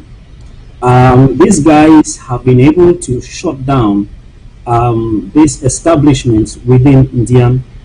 Pamol, for example, we have Pamol Lobe, the Pamol in Bulu. We have in Bamuso LGA. First of all, Pamol Lobe, that's in the Kundu Titi LGA, and the Bulu branch is in Mundimba LGA. We also have CDC in Bamuso. From what I understand, the largest single oil mill in West Africa is in Bamuso. A huge palm sector is there.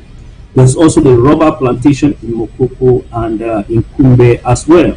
Now, all these money funnels have been shut down for 5 years. Now, this is billions being shut down by the restoration forces in Indian. I mean, these guys are doing an amazing job. This is affecting La Republique seriously. And these are things that we don't see much. Now, these are all wealth on the surface. We've not gone down to the oil. Now, these guys have been able to shut this down and blocking millions from entering the pockets of La Republique de Cameroon. I want to tell the public that the governor, the colonial governor in Buea is actually the chairperson of PAMO. You can imagine the frustration that they are facing if all this is being denied them. It rightfully belongs to Ambazonians. I'm saying this thing so that Ambazonians should know how much is at stake and why those people don't want to leave us. There's so much inside of Dian. If we just draft on Sunday to help these guys to continue to keep this, it will be a plus in our revolution. Let us come on Sunday, join the people of Dian. Let's draft and support the expendable 100, the neutrals, and the Ndongoras and the other groups that are fighting within the territory of Dian to make sure that the Republic does not get a penny again. If we can just hold them a little bit longer, I'm sure, and I'm very sure they will abandon what they're doing, because money will no more get into their pockets. We will win this war in a jiffy. So thank you. So, comrade, what are your targets for Sunday? Well, we don't want to go low. Last year we did 117. This year we are looking to make at least 120, because we believe that so much is needed.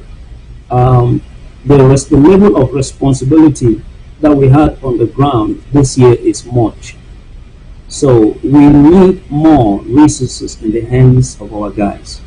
We all know that the putting down of their trucks, we saw what FEMA Shaten Kubo did, and we harvested about 5 acres in the different guns from them.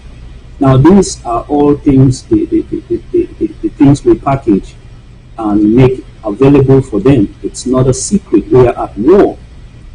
So it is our responsibility to make sure that that important front, one of the important fronts within Ambazonia, is kept. We need that. The responsibility is much. The number of our guys are increasing.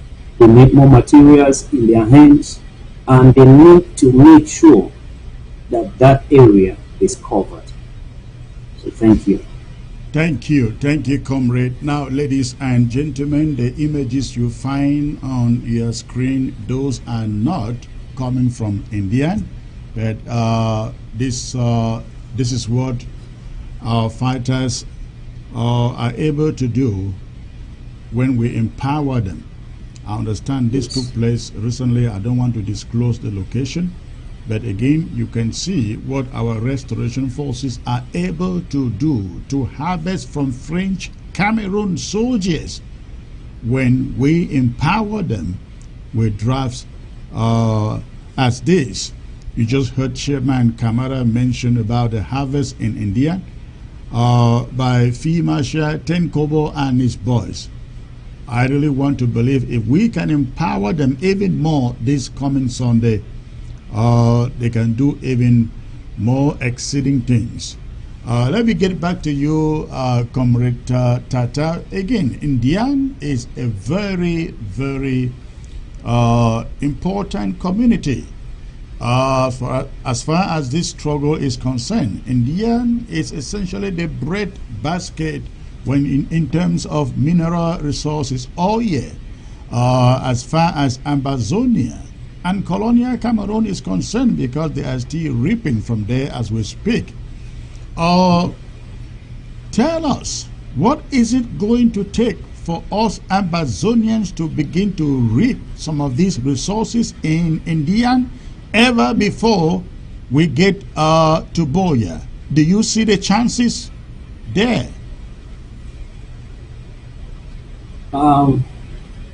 Secretary Chris, I'm not here to guarantee. The question was for Comrade Tata. Maybe you can come in after. Okay. Yes, Tata Musondo. Go ahead, sir.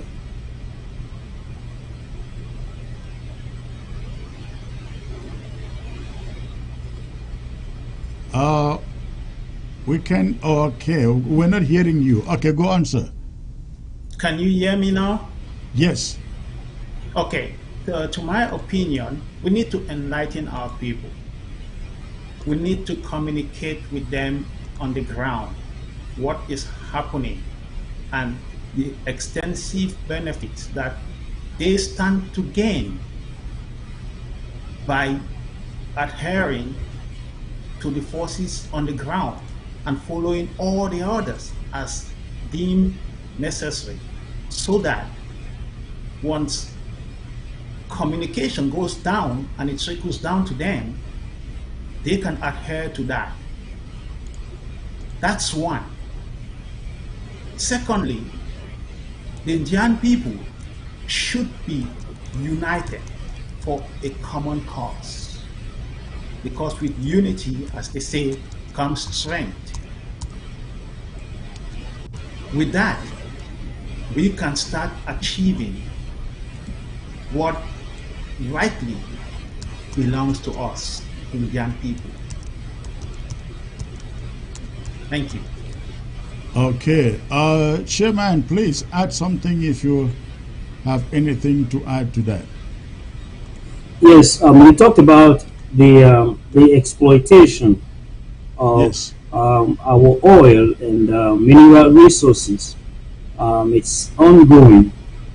Yes, we cannot have control of our resources, of which land is a major resource, and all this is found on the land, without us gaining control over the territory. I believe that that's why we're drafting, so that we can take control over the land and we can decide on what we do with what at any given time. I'm appealing to the people of Ambazonia, the Indianites, both home and abroad, elsewhere in diaspora, in La République of Cameroon, that's diaspora, whether you're in America or Europe. Draft for Indian, empower our brothers and our sisters who are manning the fort on the ground, who have made the ultimate sacrifice to make sure that our land is free and our resources be handed back to us. Right now, we do not have that kind of control, but we are determined to make sure that every bit, every inch of Dian will be for the people of Dian and the Amazonians. So we need control over our own land first, Secretary Chris, before we can talk about the resources that are in. But we will recover every bit of our land, every bit of it. Thank you. Thank you, comrades. Before I let you go, one of the complaints that we have heard again and again during this time concerning the draft has to do with misappropriation, mismanagement, and some people sitting on funds and not releasing them. I think you mentioned something like this from the onset. What are you going to tell people drafting for Indian as far as money coming to you is concerned? Are you going to make sure that what happened last year doesn't happen again this year? Because you know this thing is yearly. If people are not seeing what the counties are doing with the funds, I bet you people are very smart. They won't come back next year to draft for you. Yes, Secretary Chris. Challenges like persecutions are all good. They never leave you the same. They say what cannot kill you will only make you stronger. And I think that what cannot make you go mad will make you smarter. We've learned from what happened last time. We've corrected that mistake long ago. And Indian County runs its own account. It is in nobody's name. That account is Indian County's name. If the people contribute through that account, it is safe, it is accounted for. The signature, there is not just one signature, but there are signatories to that account. And those who are handling the finance, they are a team, and they update the house often. So that is taken care of. Now, when it comes to mismanagement or spending of the money, we've incurred some losses. We've learned along the way, you know, how to do different things. We haven't arrived there yet because, again, things are changing. So we adjust to the changing times. But we can assure you that our problems or our challenges at every time outweighs what we have in the bank. So we've learned to improvise. You just displayed what our guys are doing on the ground. we use everything we can. So to Chris, if we have $10 and we want to use a stick, we will see how to shape that stick to use it. That's what we do.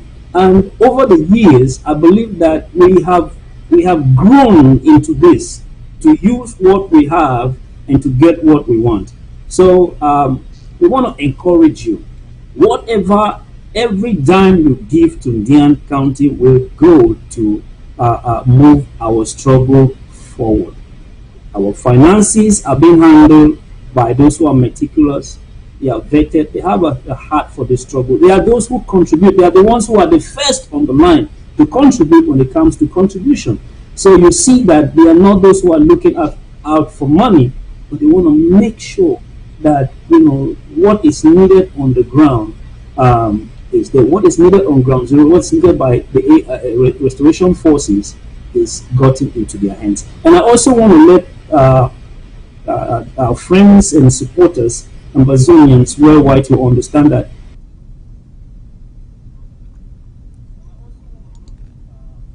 I think Comrade camera is frozen. Comrade Tatago, on please.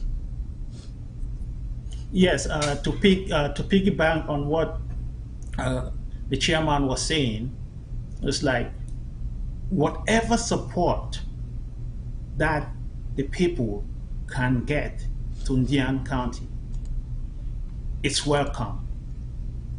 Financial house, as he mentioned, is in order. So they should not at any moment worry about losing their contribution.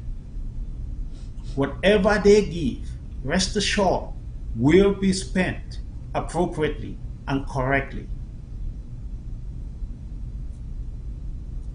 All right.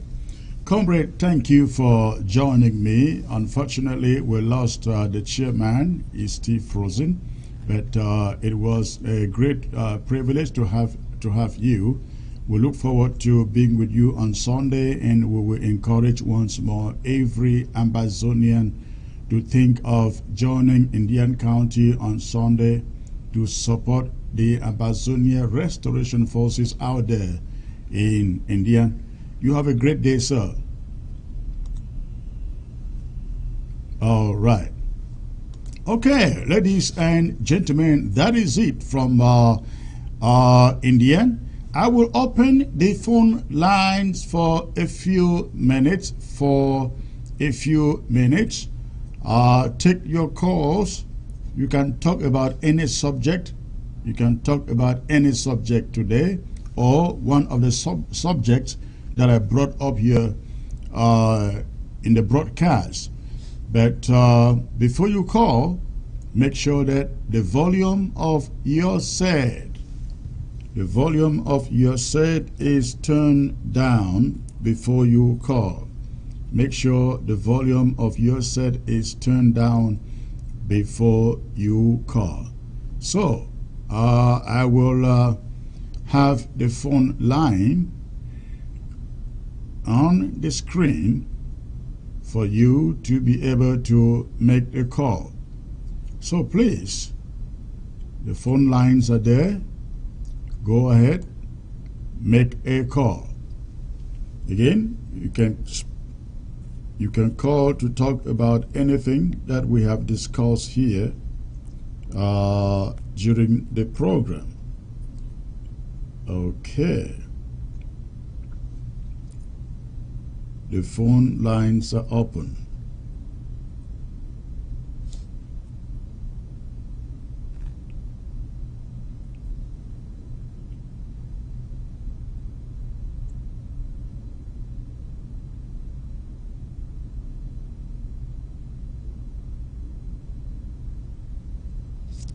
All right, getting some information there from Bafoot. So let me get to the first caller here. Hello.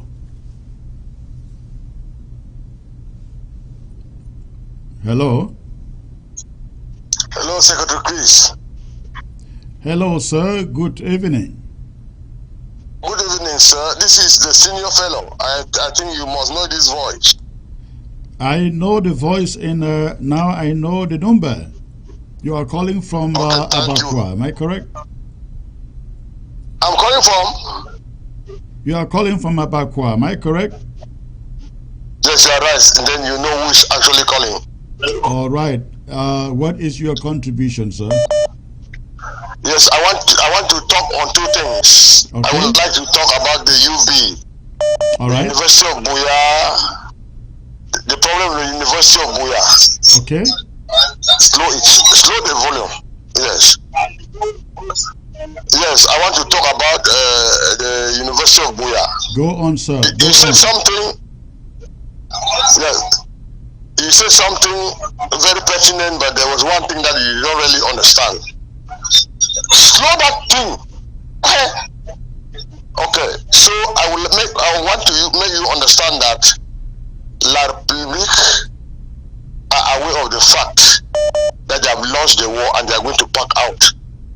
They are doing everything to dismantle all the equipment that are in the university, and the funds that the Commonwealth will be sending goes to them when we shall definitely quit them and own our states. That is the primunda, that is the what is on the ground. That is really what is on the ground, because on the ground I'm feeling like somebody who is on the ground, who understands the gravity of the war on them, and I understand that they know already that they are very soon they will back out. That is not only that should not only be the institution that they are going to do that. There are many things going on that we have not said no. So we should begin to prepare ourselves, look at some other areas where they are again, to know that they are going to leave us, but while leaving us, they will pack all our equipment, everything that we had, our funds, and take along with them. For instance, they understand already that they are losing grounds. They are losing companies like the timber company that was recently, seized from them in Mani, and some other areas. Our routes are beginning to get blocked. I don't think they believe that they are going to resist and remain, as you were saying. Now they know already that they are about to pack out of our territory, and let them do everything to go alongside with some of our equipment in our companies, schools, and so on. So that's the first thing I wanted to talk about. Then talking of the route blockage. Now, tell me, what are people saying there on the ground about this so-called UB annexed Akonolinga thing? What are you hearing from the people? Yes, that's a very good question, Secretary Chris. The local people don't have much to say. Only those that are informed and intellectual that can actually sit and discuss something very pertinent as to what regard that. I have not as yet asked some other people, but I'm still to investigate from my colleagues, from some other learned men, what is their opinion about what is going on. But to the best of my knowledge, what I am telling you should be very clear. La République on the ground, La République of Cameroon is aware of the fact that they have lost the war. They want to do everything possible to go with our equipment, with the funds of the Commonwealth, as you rightly said, and leave us empty. So that is the first thing that I know is on the ground. So I would like also to talk about the route blockage. They are claiming that they have opened. No single object was on the route from Bali to Manfe or Ikok. I'm telling you, I stayed the route. I took that risk to go on foot up to Naka, cross the Naka to Bali. I did not see a single thing put on the route that could stand as a blockage for them not to pass or any vehicle to pass. So it's merely a statement to make people believe that they have opened the route. Let me tell you, today or that yesterday they were around hospital and about telling people that they should enter their cars, they will accompany them to Bali, Manfe, and so on. The drivers merely told them that no, you people should give us the ammo car, let us enter the ammo car, you people get the vehicles, since you can drive and carry yourself in it, as if you were passengers, then we follow in the ammo car, they abandon the place and run away. So please, what we need on the ground now is that all our roads should be blocked. Even even the Santa Road, this is what we should do. And everyone from experience, there is no single person crying. Even children, mothers, traders that I know that buy from bush markets and come and sell, none of them is saying anything negative as to what regards the blockage. So we are determined, the entire people, elderly persons, young persons, children. So we should think about the Santa Road. That is another area where they generate income for themselves. They are there collecting money, just as we showed on the TV. We saw where below phone chat they were trying to do some kind of stealing, taking money from people, forcing people to pay monies. Even you have even all your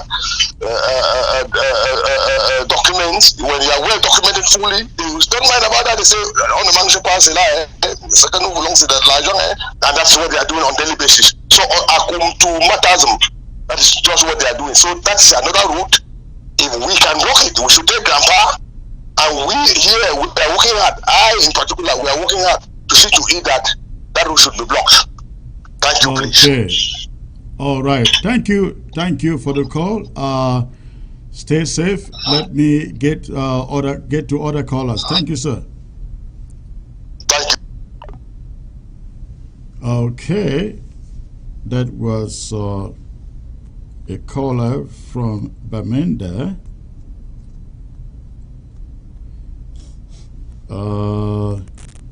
Hi, Secretary Chris. I will message instead of calling. I want Ambazonians to know that kicking La République out of Indian is a shortcut to ending this war. It is our collective duty to unite and support Indian. Ambazonia cannot leave the fate of Indian in the hands of Indianites alone, because Indian is too strategic for our nation. Okay, that's a message from a listener there. Let's get back to the phone and see who is there. This is a bad connection. Please check your network. Maybe call back. All right. Let's see who else has a message here.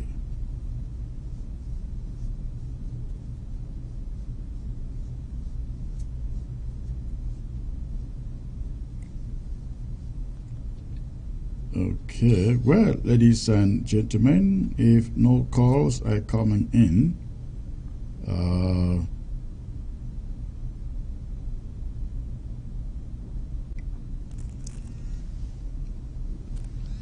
okay.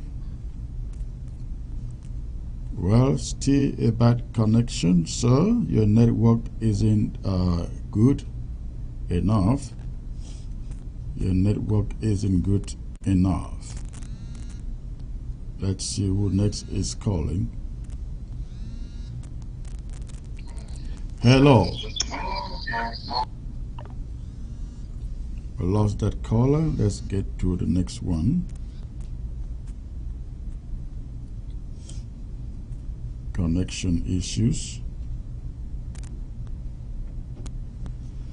All right, ladies and gentlemen, what you find there on your screen, those are French Cameroon Turks, soldiers, colonial occupying soldiers, extorting from Ambazonians, and in the name of control. Hello. Hello. Yeah, Secretary Chris, good evening. Good evening, sir. May I know where you're calling from, please? I'm calling from neighboring Republic. Okay, please, there is some fidgeting in your background there. Make sure that your television, the volume is turned down, please. Yes, let me do it immediately. Hello? Yes, turn down the volume of your set. Yes, it's done already, Secretary Chris. Okay, go on, Hello? make your point. Yes, I'm talking about the road blockage in Dub. You have said nothing. I followed your program through But you've said nothing concerning the road blockage in the whether they will open it during the weekend or how. We are confused. I don't think you were listening to me, sir. I was listening. I was following your program series from the beginning. If you were following the program from the beginning, then you should have heard that the ban states there is nothing like opening. What French Cameroon colonial officials have said is illegal. None of us takes it. Okay. Because I listened, you was talking about Bali and Tubah, but you didn't mention anything concerning that. Did you say Bali or Ndop? I said Ndop. What is happening in Ndop, sir? The road in Ndop leading from Bamenda leading to Ndop is blocked completely. Where if roads are blocked in Mezam, Tubah in particular, then you can expect Ndop to be affected, right? Okay, sir. It's okay, sir. All right, thank you. Yeah, thanks very much, Secretary, please. All right. All right, ladies and gentlemen, we're going to call it a day right there. Again, remember, Sunday, all the roads lead to Indian County, the county of Fee Marshal, 10 Kobo. Let's reach out and support him. I see Chairman Kamara is still connected. You were shut down abruptly and went frozen. Let me give you the opportunity to say the last word, sir. Oh wow! Thank you, Secretary Chris. You've been so kind and generous to the people of India. They have to pay. You know, I'm doing it because I need my own plot of oil. You know that. Yes. I mean, see, Indian is for the Ambazonians. The wealth of Indian has been enriching La Republic. Why not use it to build up Ambazonia? It is practically impossible for what we have in Indian to be put in one man's pocket. Ambazonia will be a land of law, and our policies will govern us. So Indian is for Indianites. It's for Ambazonians. So I want us to understand that our draft for Indian is to draft for what rightfully belongs to us, the people of Ambazonia.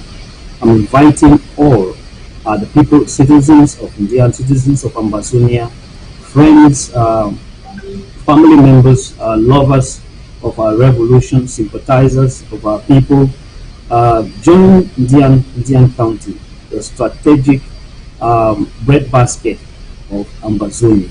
Let us take this piece of property out of the reach of La Republique de Cameroon once and for all. Let us do that. Your coming out on Sunday will be a proof or a sign that we are close to winning this. Remember, if India is still under the control of La Republique de Cameroon, they will hold tight. But if we take India from them, we have finished them. Just think about why they should bring in a prime minister from India now, because they know the importance of India. We too should know and should speak of the importance of India. Let us not just speak the act. I'm calling on all of you guys who love us. You're praying for us. You're cheering for us. You love Fimasha Tenkobo. Join us on Sunday and make it big for India. Long live the Federal Republic of Ambazonia, and short live our struggle. Comrade Chris, you are the best. Thank you, sir. Thank you, sir. Thank you. I hope Ambazonians get you. While you are still there, let me get to this caller here and see what he has to say. Hello. Hello. Greetings, Secretary Chris. Greetings, sir. May I know where you are calling in from, please? Yes, I'm calling from Maryland. I just want to talk about the checkpoints and in the northern zone. The problem is Yeah, the problem is the population are supposed to help the restoration forces to make everything effective. If they leave everything in the hands of the restoration forces, everything will be delayed. For example, you see in Bali, all the people respect the order from the restoration forces from Gampa. So now you see everything is working good there. But when other counties, if they don't follow, if they don't take the same decision, then it's not going to really work with other counties. Yeah, you are very correct. You are very correct, sir. In fact, we have kind of felt disappointed by other LGAs, the Bamendas 1, 2, 3, the Santas, and so on, because we really think that they've allowed Bali to kind of carry the entire burden in that county. And I think it is time that they stand up. We hope that Tubah will stand up to the colonial officials there, and then Bamenda 1, 2, and 3 will stand up. Bamenda, I think, is one of them. If they do that, I think the burden would have been reduced for Bali. Thank you, sir. Thank you. Okay, let me get these other callers and see.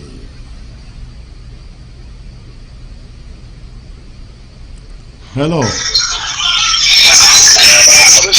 Good evening, sir.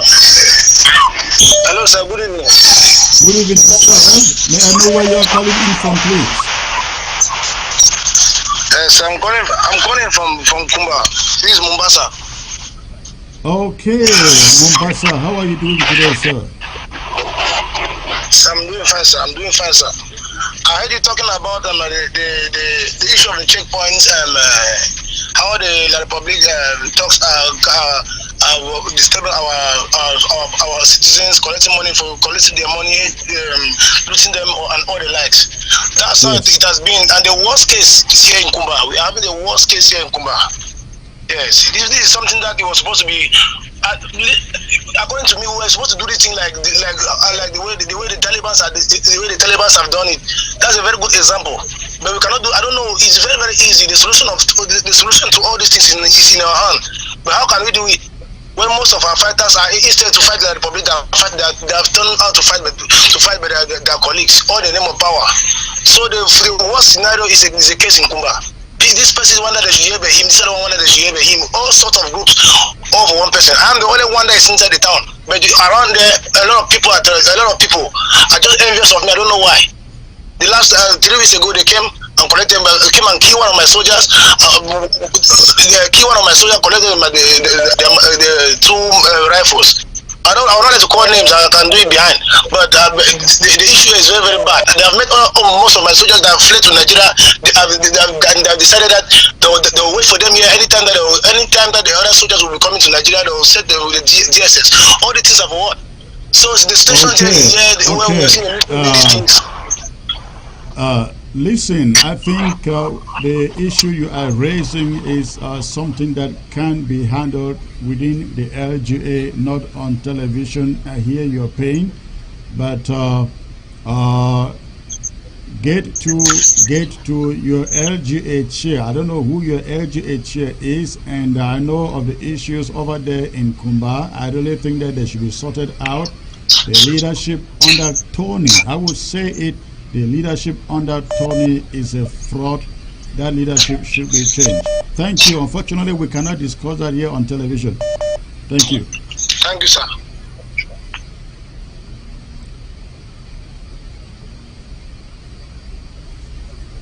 All right. Hello.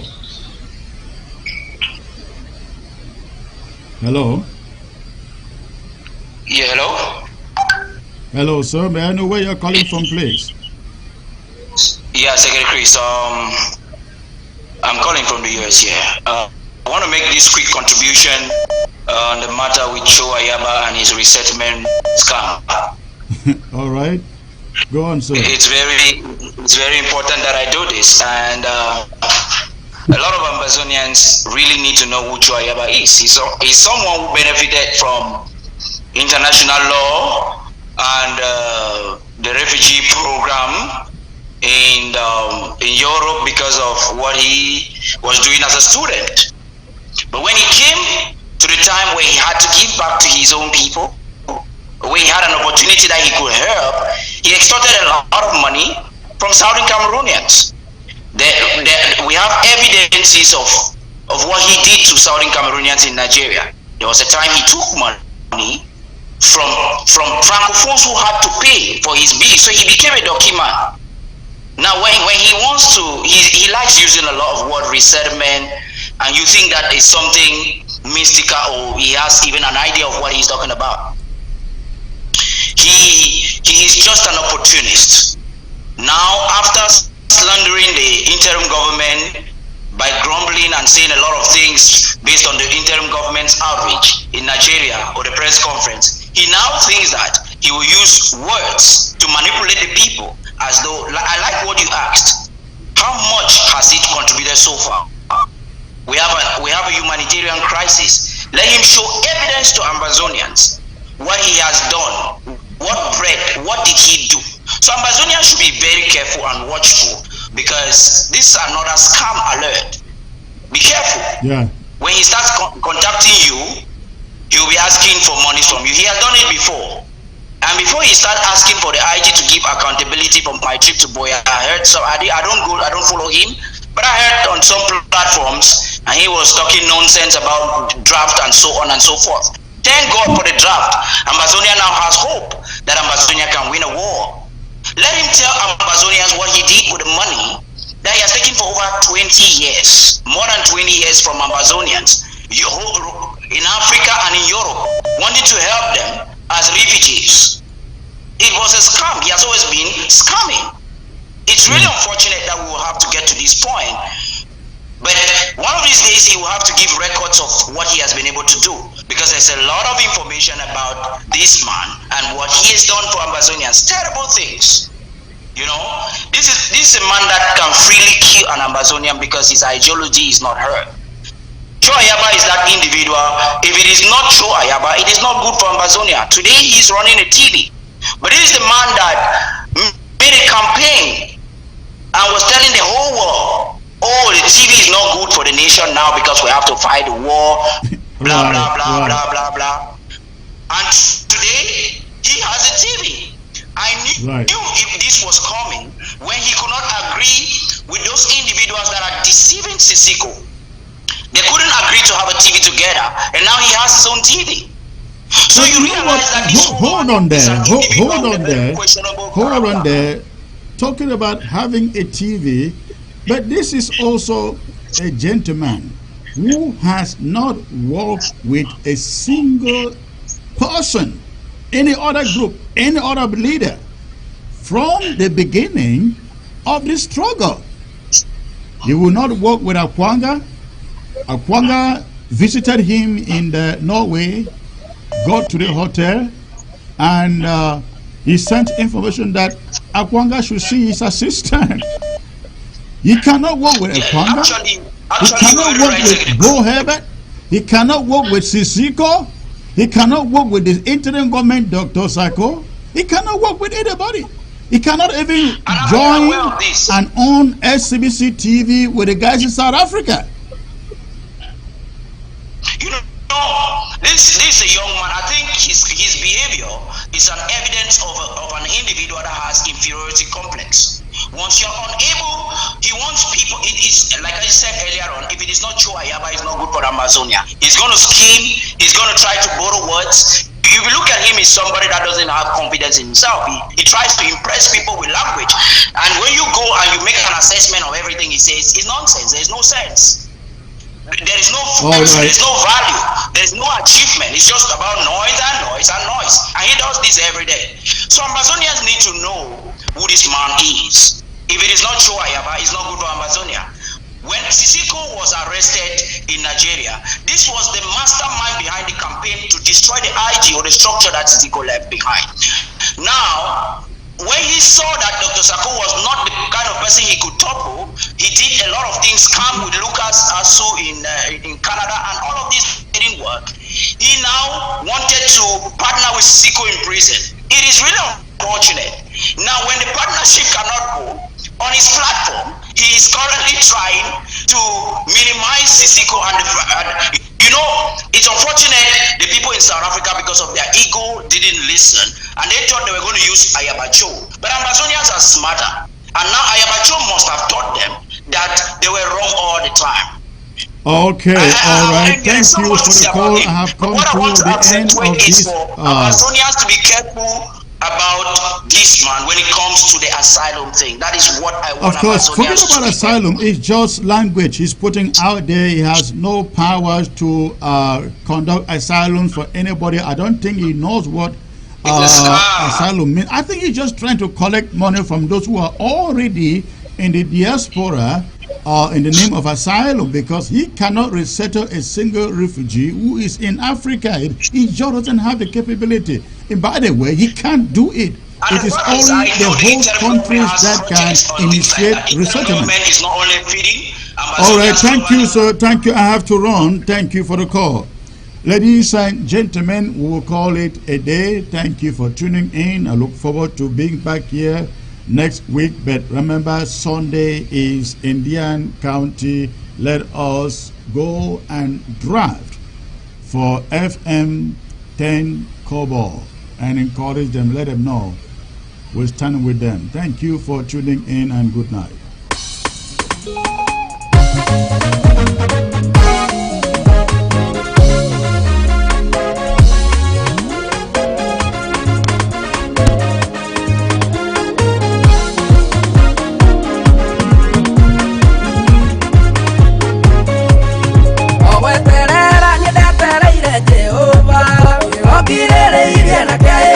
Mokeria kejerekera na keiwa kerero giakwa eduta thĩinĩ wa irima rĩrĩa ndaikĩtio rũkinyithĩtie magũrũ makwa iga-inĩ ũgakĩnjoya andũ araya na igũrũ ona wekĩra kanua gakwa rwĩmbo rwerũ ũgocithagie na wandũ makwĩhoka aĩ makĩndanyate nginya ngoro thĩinĩ magũrũ makwa magatonya mũtondo-inĩ na niĩ ngĩkaya ngĩwetaga rĩtwa rĩaku kayũgĩthara ndikae kũhumbĩkanio rũkinyithĩtie magũrũ makwa iga-inĩ ũgakĩnjoya andũ araya na igũrũ ona wekĩra kanua gakwa rwĩmbo rwerũ ũgocithagie na wandũ makwĩhoka.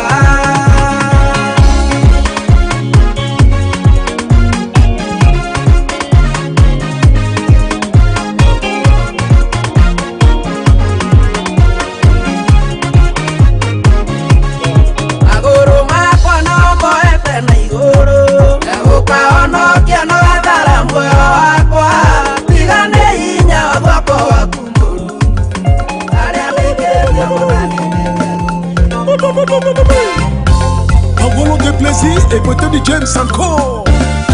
Enamoro Coripe. Comment? Bato e basu boroko ima se roko e. Se ronoko nye miago se mokana nye kenye o. Kenye kenyango nye kenye. Bato e basu boroko ima se roko. Se ronoko nye miago se mokana nye kenye o. Kenye kenyango nye kenye. Ouais. Mamwe ni deniye deniye deniye. Deni sokane miago nye deniye. Oroko deniye deniye deniye. Deni sokane miago nye deniye. Mande mangoma si wani tete kone wo paradis. Oroko moto na moko. Abena mbonge bakugubima batanga. Ikombe manondo bananga, manondo baliko bakopo. Urona barombi, ise moto moko e. Miago marofoni, imbo marueri, yokori umara kake. Na bande bawisangele, na koro, moto asuga kafenda. Ise basuso moto na moko. Male. Matane koneri na jumae. Yeah. Eba konanga mo, no mate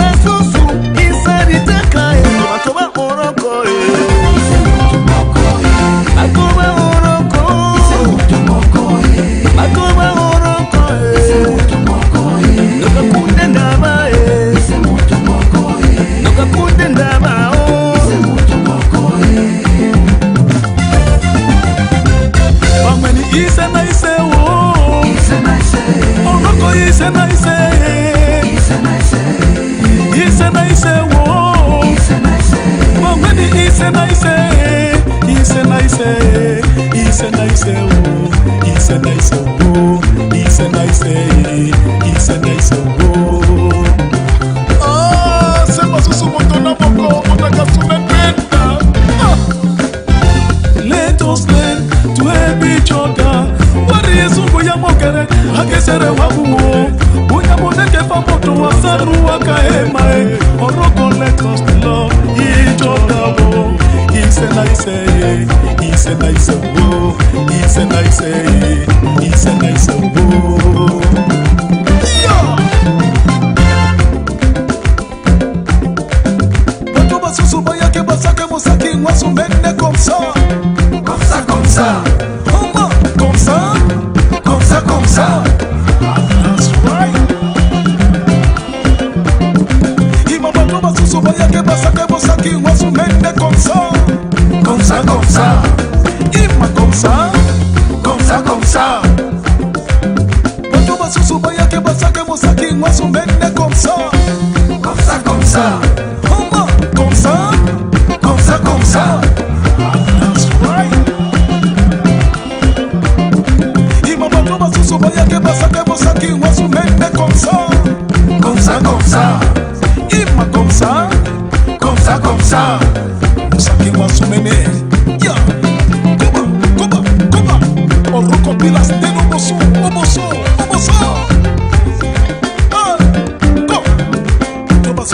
Que pasa que vos aquí más mente comme ça, comme ça, comme ça, il m'a comme ça, comme ça, comme ça.